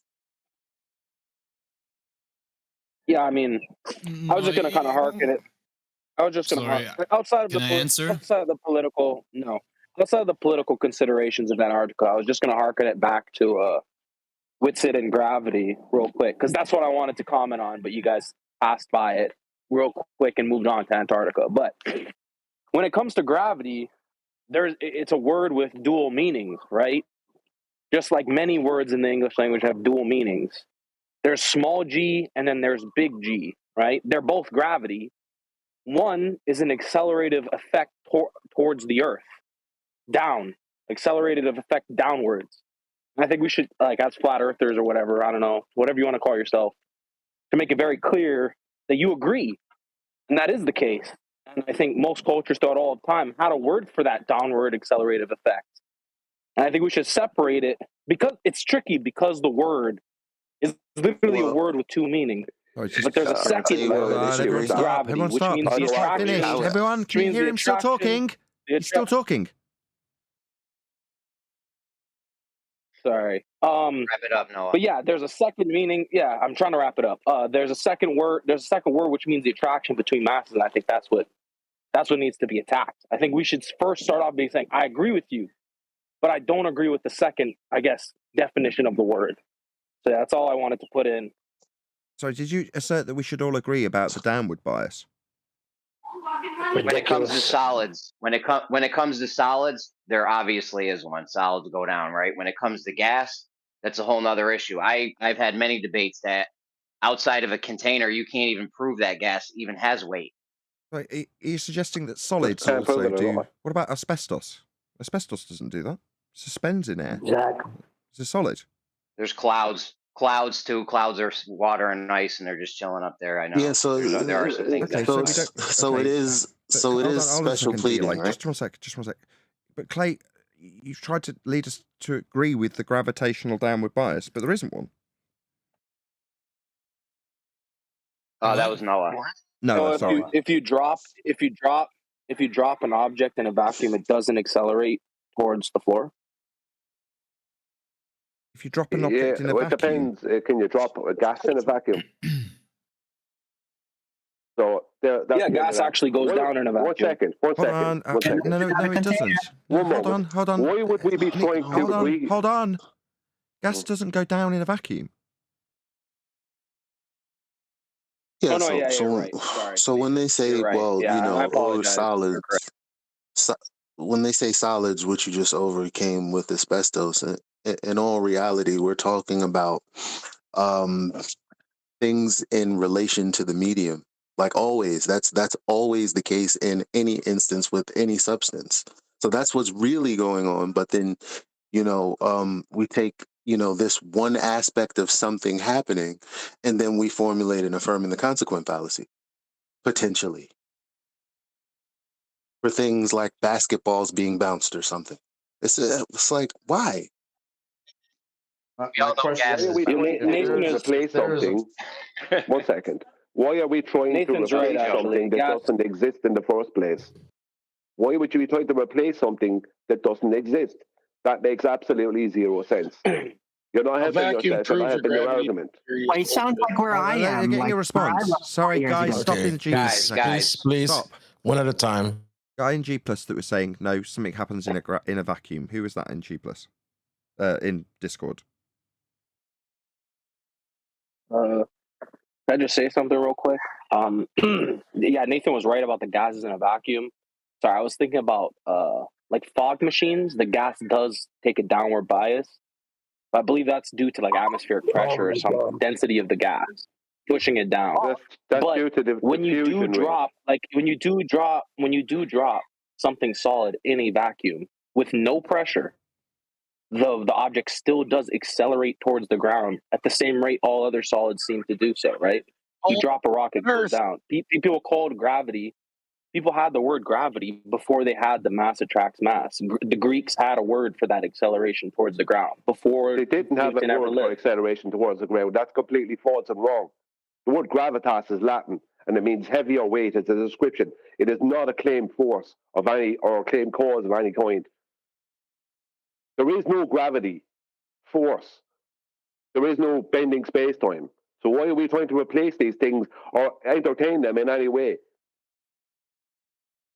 Well, then what's pulling it down if it's not gravity? It's not density. Nothing's It's pulling it down. It's a density differential issue. That's all it is, density differential between the object or substance and the medium it resides in. It couldn't be any simpler. The problem... My bad, Brian. Go ahead. No, I want to go done. next, Go please. ahead, Jeremy. Brian. He's made his point. Go ahead. The thing with the density differential, like, is asbestos more dense than the air? We have clouds up there. Like, there are anomalous examples where even relative density doesn't. No, it's like, you know what a cloud's made of? Convection. That's convection. The same with dust. Dust goes up as well due to convection. It's because of convection. That's what causes that. Hot air rises, and it does have some lifting capacity. So if it's dust, saying hot air is keeping a cloud very easily with rising air. And by the way, What do you hold on. Well, you said earlier mist, right? Oh, no, mist is actually micro water droplets. It's liquid. Sure, but the point is there's no bias. There is no bias downwards. Stuff goes up. Yeah, there is. Yeah, there is. When I drop a rock in a vacuum, when I drop a rock in a vacuum, there's some sort of accelerative effect that takes hold of the rock and brings it to the ground. You don't have. And when I let go of a helium balloon, which direction does that go? That's not special pleading. That's just a fact of what happened. Okay, let's just acknowledge him. If I can I just acknowledge him first? Oh my God! Total audio chaos. No one can stop talking. I don't want to mute everybody. Please. Alpo, there's nothing you can do. It's his panel. There's not. Okay. Thank you. Yeah, I'll acknowledge your example. You're saying a rock goes down if you pick it up. Okay. Well, gases come out of the ground and go up. For every example that you say what sets a downward bias, there's other examples that aren't going down. So it's not a bias. Yeah, that's why. Well, it is a bias. It is a bias. It is a bias. It is a bias because it is a bias because if I so real quick to Nathan Oakley directly, it is a bias because if I let go of a rock in a vacuum, it doesn't hit the ceiling, it hits the floor. It doesn't hit the side of the wall. It hits the floor. It always faces confirmation bias the of direction your towards the. special It always. pleading argument. I have a question. Ideally, I'd like to respond to him. It doesn't seem to matter that he's even specifically said he wants me to respond to him. Doesn't seem to matter. Okay. Yeah. You've had it from a panel. They're saying special pleading. Because you're saying in this specific set of circumstances, that I can conjure, it will do what I infer gives us a bias. Now, I've already put it to you, there are plenty of examples that defy that. Therefore, describing it as a bias would be defied by things that don't do it. Now, in a heliocentric model, there is an automatically in effect downward bias for everything by way of a mass attracting mass force or a bent pseudo-geometry. Now, in either instance, there's an automatic assumption that there's a force holding solids to the ground, which they call gravity. Whereas in reality, there is no such bias downwards. There are plenty of examples of things that go up beyond your special pleading example. Please, can you acknowledge that things go up beyond your special pleading example? I acknowledge, well, not the special pleading part, but I acknowledge the idea that things go up in certain circumstances. I would have to agree. Like if I have a balloon, we've all had a balloon with helium and let go of it and it's floated away. I don't think anyone disagrees with that. But I'm pretty sure if you put a helium balloon in a vacuum, Can I ask a question? Yo, well, hold up. Excuse me. Hold on, guys, hold on. Let Noah finish. Guys, no, you're not helping. I'm trying. My panel are determined to cause total audio chaos at all costs. Put a helium. No, we're going to let you finish. Hold on, guys. Let's go one at a time. Noah's going to finish, and then whoever can respond.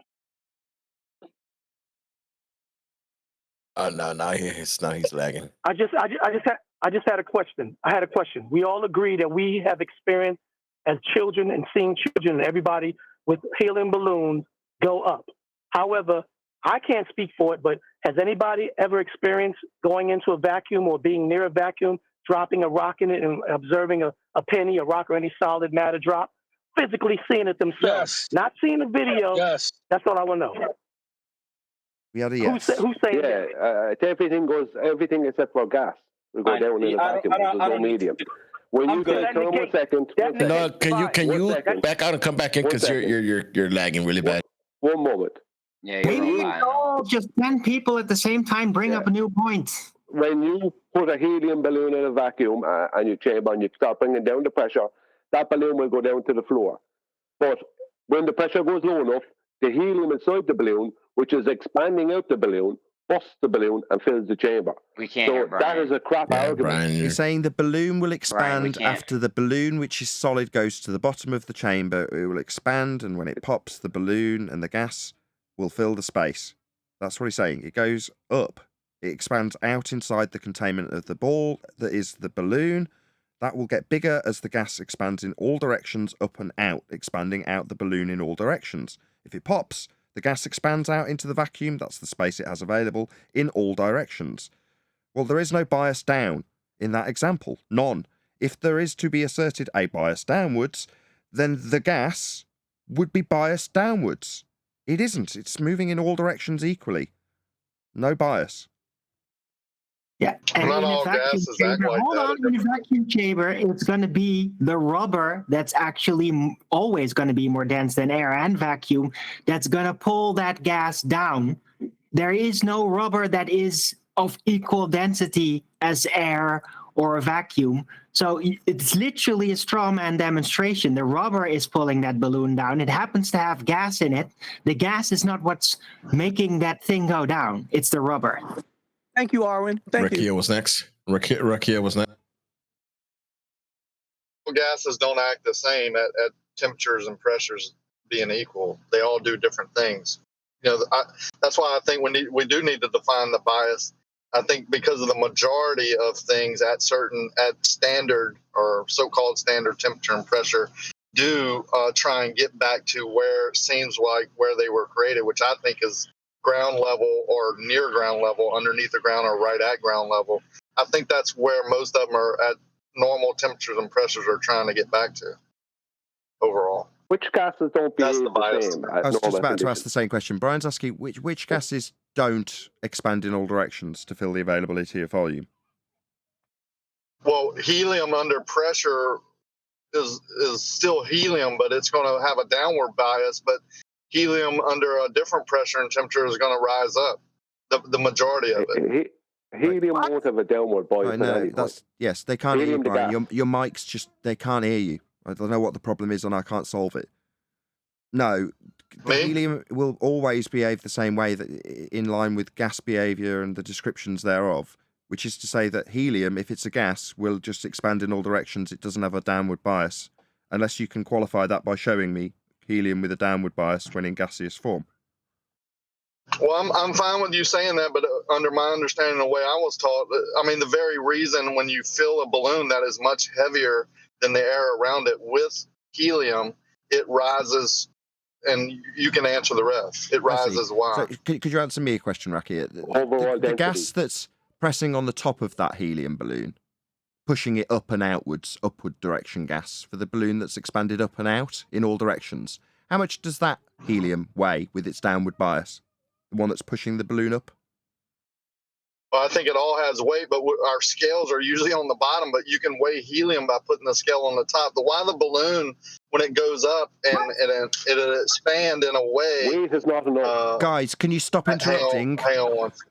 Guys, please. The balloon will it'll expand in a way almost like a pear.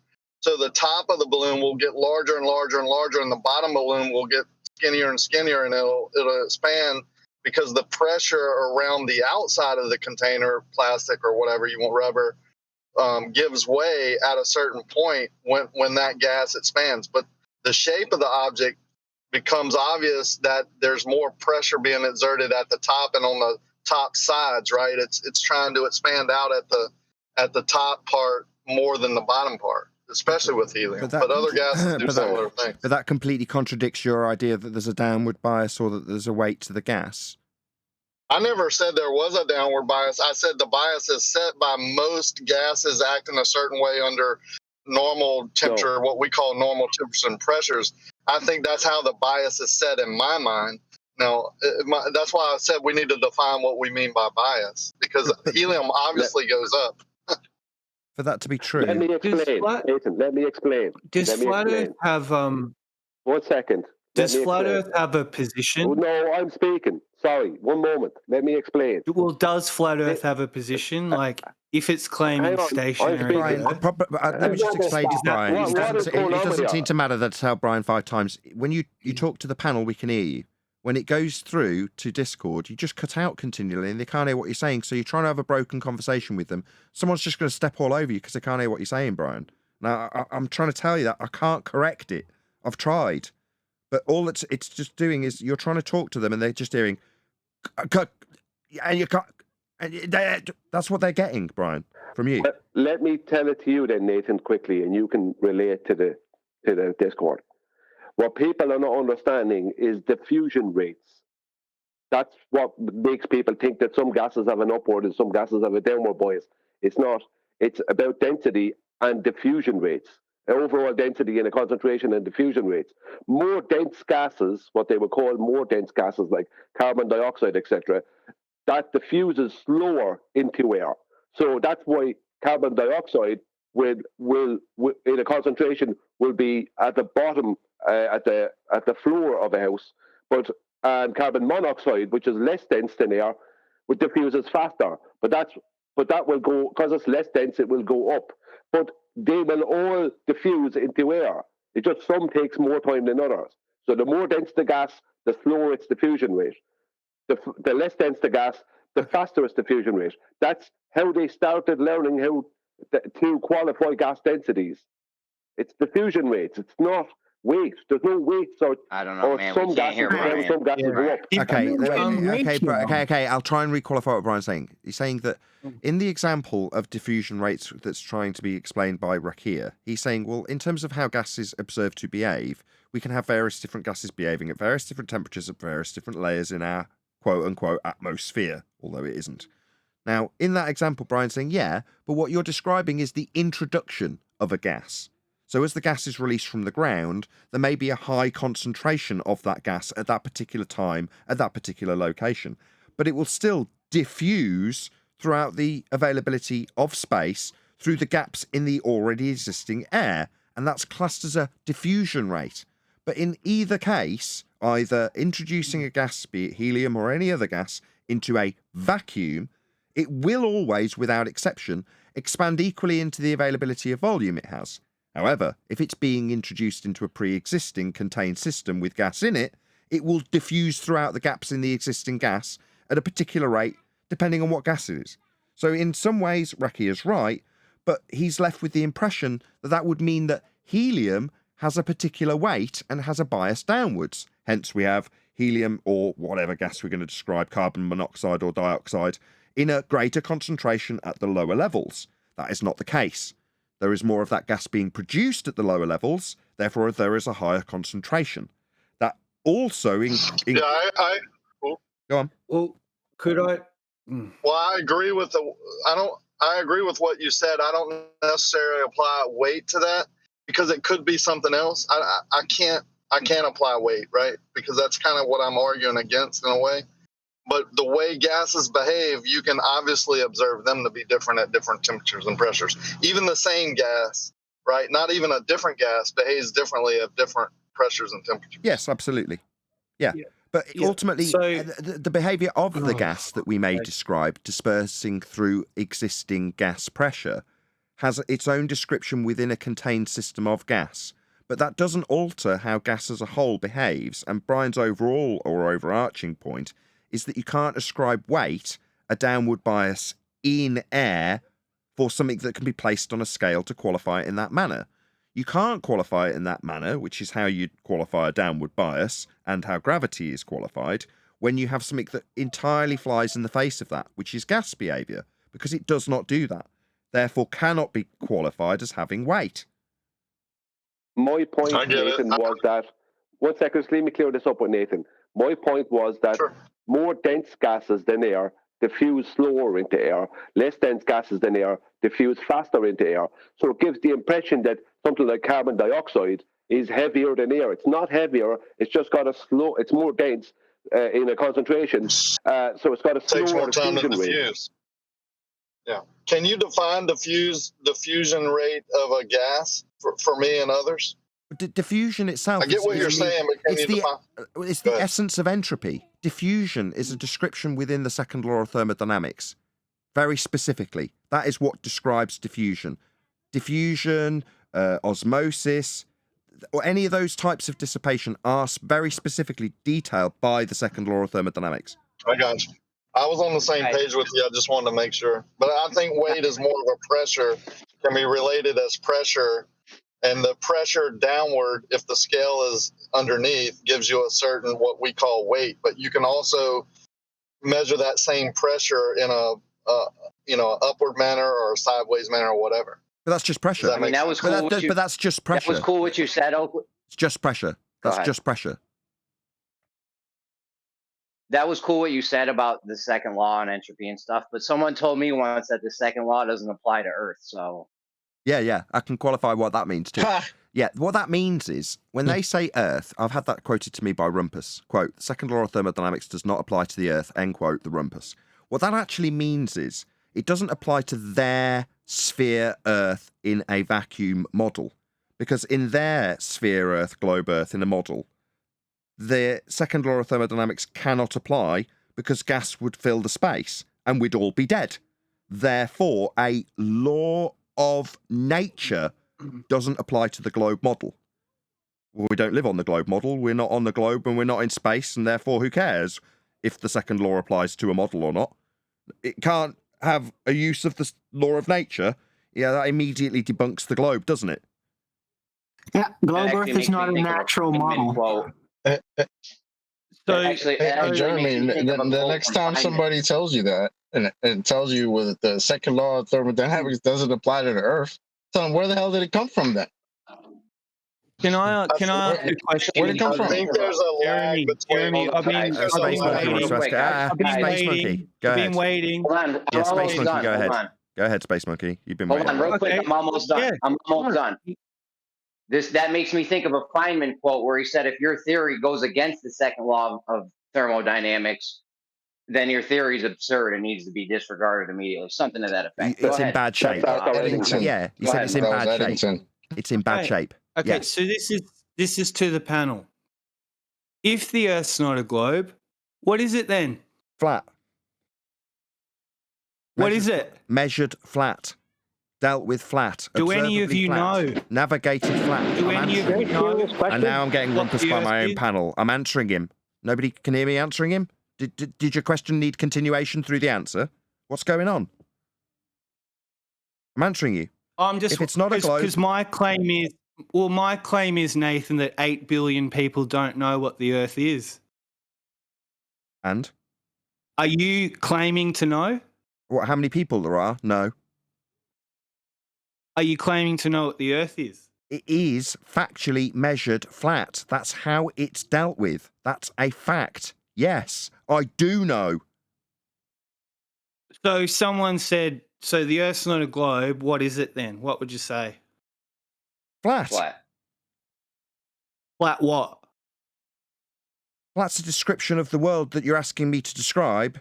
I'm describing it in opposition to the globe description as a flat plane, because that's what it is. That's how it's dealt with. So you've been in this subject nearly a decade, and you've got a word as an explanation for where everyone exists is flat.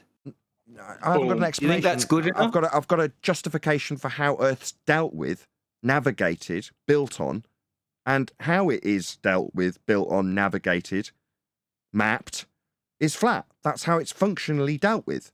So if you want to know how Earth is functionally dealt with and how you can take measurements with respect to Earth, those measurements with respect to Earth will be flat. Well, when I was born, I was told it was a planet like we all were, and now I'm just wondering what it is. Flat. To assert that you're on a globe, I'm answering you. Again, I'm answering you. Again, I'm answering you. Continuation of the question through the answer for the second time. I'm answering you. None of you have any answers when it comes. I'm in the middle of the answer. We took care of it. You don't have to mute him. Go ahead. You don't have to mute him. You just have to let me reason with the guy that I'm actually answering his question he's asked. But as soon as I start answering, the continuation comes through the top of it. Well, what the hell? Right, I'm trying to answer, but if he's on mute, he's not engaged with me. I'm now engaged with everyone else around him because he's not capable of responding.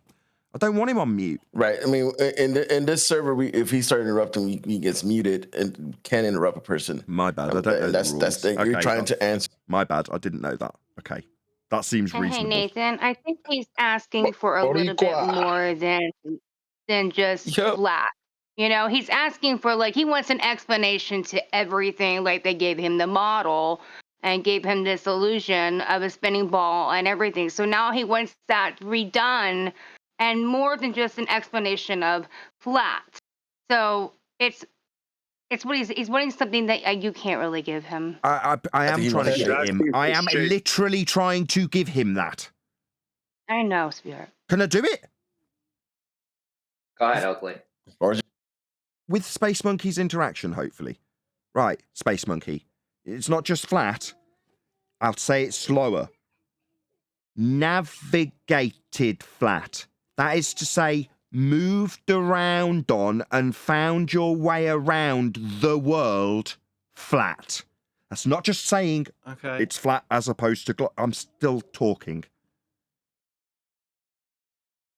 Yeah. I don't care. That's not good enough. Why'd you ask then, dickhead? Why'd you ask? That's 10 years. You're going to listen to me now, mate. Sorry. Wanker. You're out here. You're a cornball. This is how it goes. Wanker.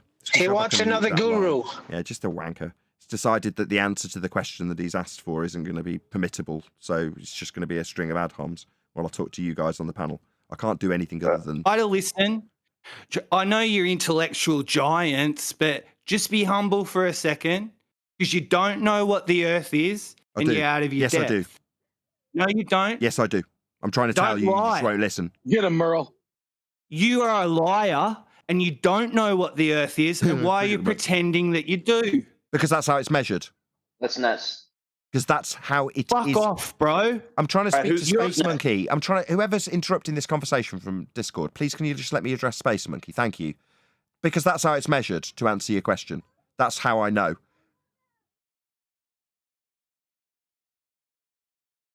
Server muted him as soon as he said F you. Not allowed over here on this server. Merle, you have a lot of room to talk because you've come to this server and other ones, and you used to be on the flat Earth side.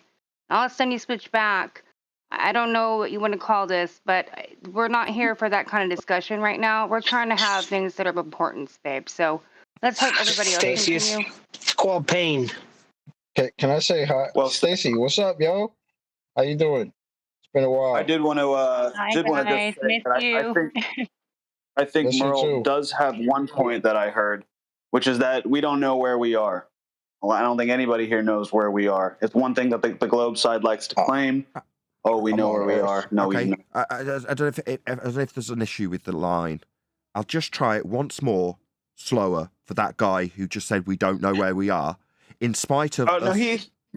he gets it. It's just I was just I just need you didn't want people- reiterating what he gets rather than me being able to address anything ever at all in entirety. No, I'm just not ever going to get an opportunity. No, we do know where we are. I'll tell you why for the 5th time. Because we have measured it and mapped it flat.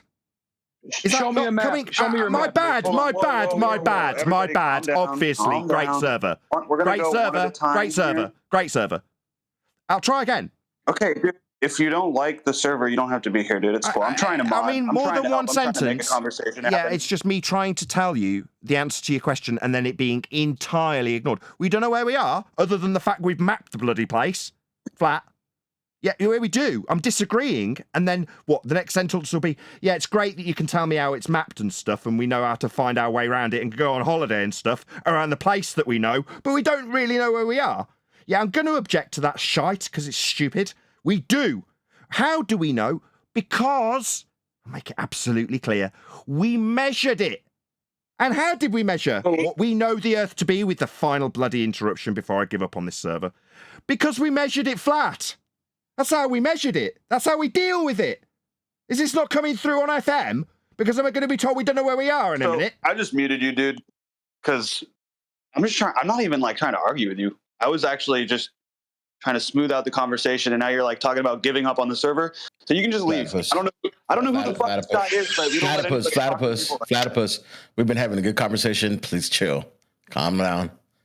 Dude, he's on our live stream telling the audience he's going to give up on the server. You just got in here, bro. Chill. All right. I'm pretty chill. I just Sorry, my bad. It's my bad. My irritation. Were you the guy that said we don't know where we are? No, it wasn't him. It was somebody else. Okay. Well, that was Merle who said we don't know where we are. I'm talking about in terms of the Globers, when they claim that we're on a fucking spinning ball and that we know where we are. I'm saying they don't know where we are because we're not on balls. You freaked out and didn't let me explain that to you and thought you were talking to a Glober, I think. No, I didn't. And then got a little disrespectful to me, and I was just trying to mod the conversation. So no, I don't think you heard of Platypus, but Obnoxious jumped in at the same time you did, and that's what caused that. Okay, thank you.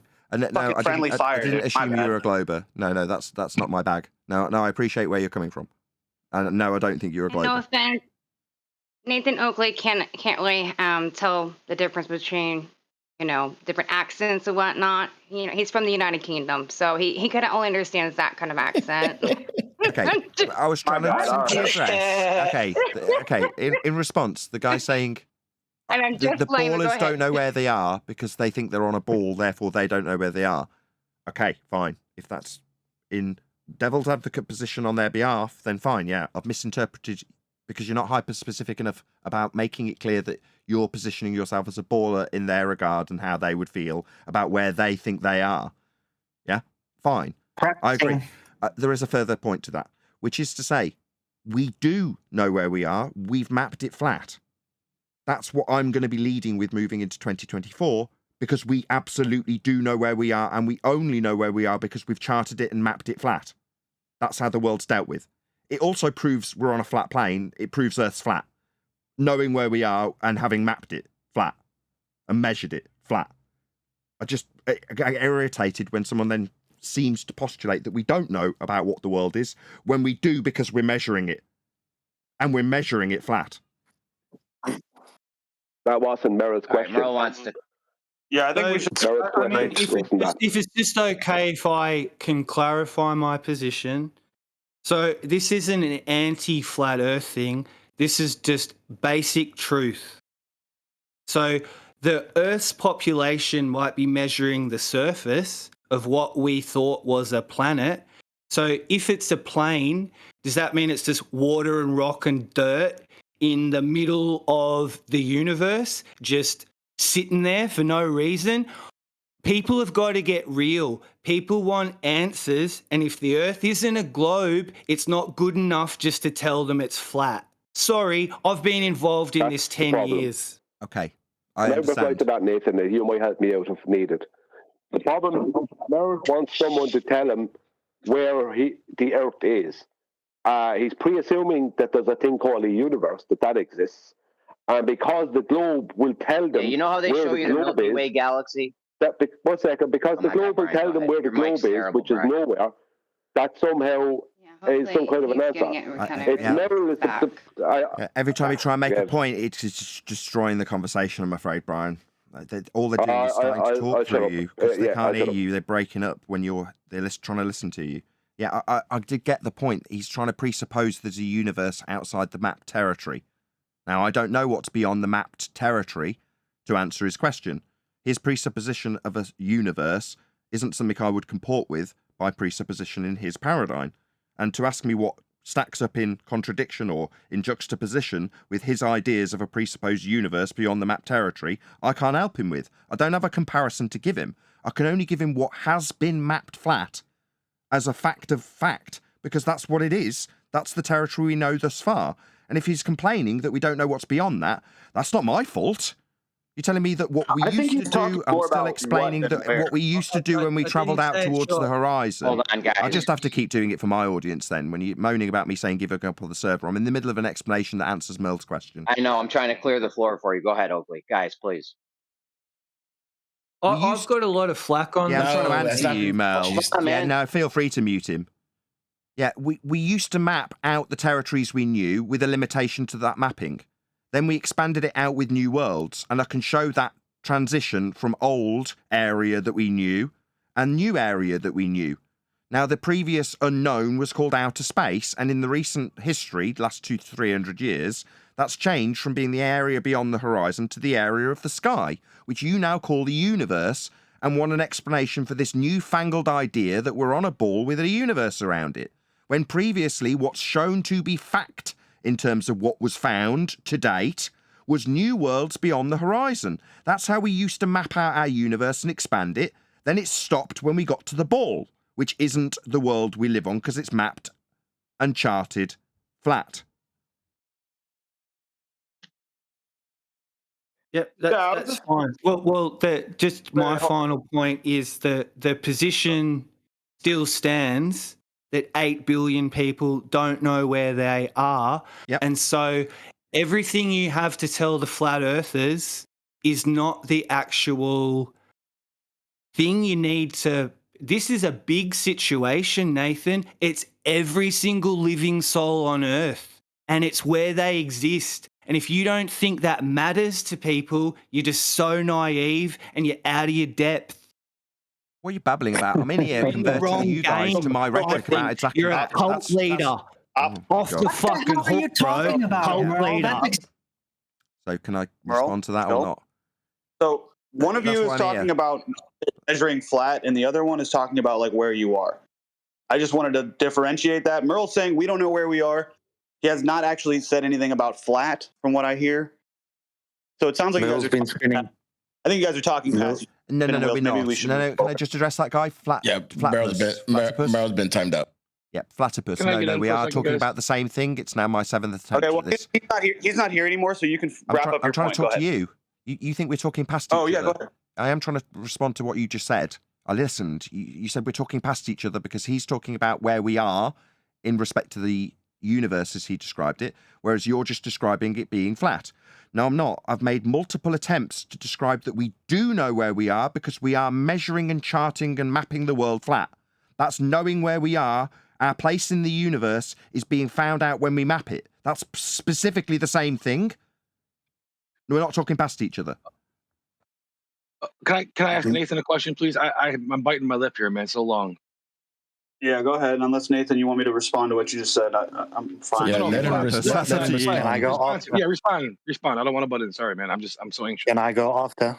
Yeah, I would say there's no flat earther that has mapped and charted and measured every square inch of this place that we're in. So nobody knows where the fuck they are. But I mean, that's kind of a hard thing to argue with. It's just so wrong. I'm not. It's just incorrect. I don't care. Wrong. I really don't give a shit.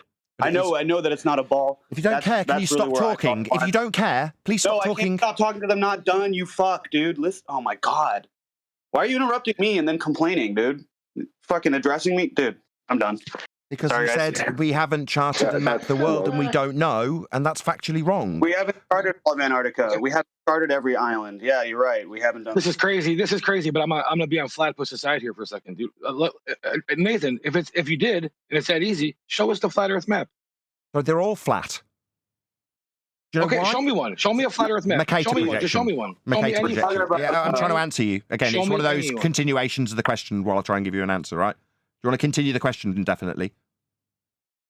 Show me one, you say. Yeah, I heard. Yeah, no, I want a picture of a there's map. the continuation of the question because you detect I'm going to answer you. I'll try again. I heard you. I heard your question. Show me a flat map. They're all flat.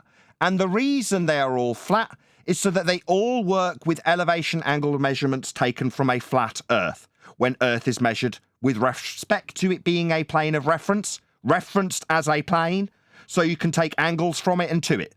That's why you draw out circles with respect to the angles that are flat on the flat maps. The world has been charted, it is mapped, and it was done flat. You are wrong. What are the limitations of the world? What we have charted thus far. That's my point when I'm arguing with Merle. He's moaning that I don't have a known, and there's the extension of the question through the answer again. I'm answering you. I heard your question. I heard the question. All right, that's... Oh, right, keep asking. I would suggest that I don't get to answer and the question just keeps coming. Do you want me to answer? Sure. Oh, you're asking me. Right no, hold on. Give me a second. It's Rob Noxious again jumped in, and it sounded like it was Platypus. It was Rob Noxious. I'm trying to respond to him. We'll continue on, Nathan. If I could respond. Yeah. He's asking me about the known existence of stuff beyond the charted, mapped world. What Merle described as the universe is the unknown territories beyond that which has been charted and measured as flat already. So when asked about where we are, that specifically is the mapped and charted flat territories that we've already mapped and know. Response, well, we don't know what's beyond Antarctica. No, we do not.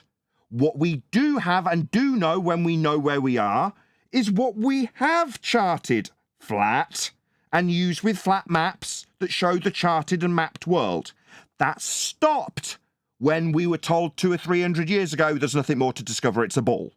But up until that point, we were expanding out our known quote-unquote universe with new worlds that some of you now live on. Those are all facts. We do know where we are.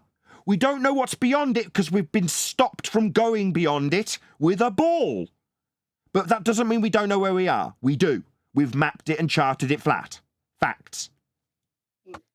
I believe the next one was Flat Earth, so I wanted to go next. Yeah, please. No, that was great. I definitely concur with what Nathan's saying. To me, it's quite a treat to hear Nathan in this server. We've been asking for him to come in for a while, so I think everyone just needs to relax and understand that we're fighting about really minor points here. I think what Merle is generally a troll on Gem Panda's server, either arguing for or against the ball, so I wouldn't really take what he was saying with too much credibility. But in terms of where we are, I think they're asking in like a metaphysical standpoint of what is this realm? Why are we here? What are the extremities? Unless we know the extremities, we don't know anything. And like Nathan's pointed out, we know where we're living because the ground has been mapped. What's beyond the islands that may be missing off the present maps, there has been all kinds of previous maps that showed different island clusters, which no longer know that they don't exist anymore. So there has been variation in terms of islands and where certain coastlines now lie versus where they were a couple hundred or 1,000 years ago. But what Nathan was saying was definitive. We measure everything according to a flat baseline, and the ground is always measured flat. And therefore, we do know that this is a flat realm. There's mountains and valleys. Nathan's not arguing against that point. So Merle, assuming that flat is not an overarching baseline, it's the sea level to which everything is measured either above or below the sea level. That sea level is what Nathan's describing as the flat plane to which everything is measured against.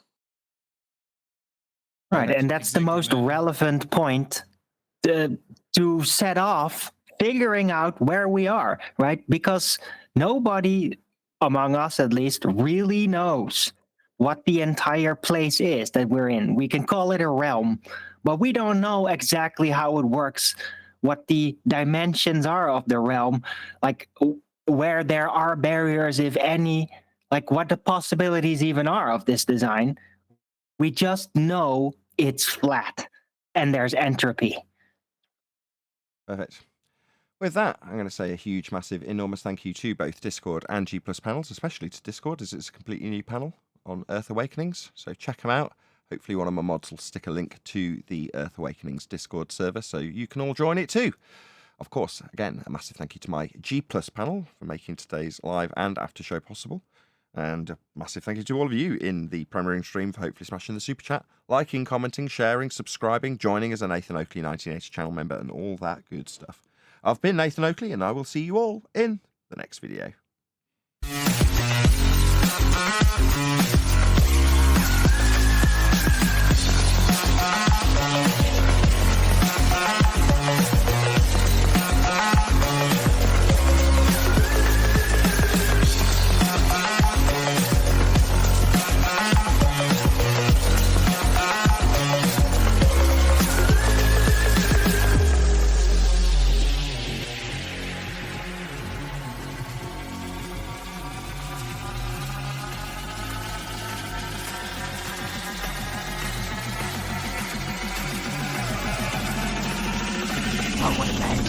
What a lovely day!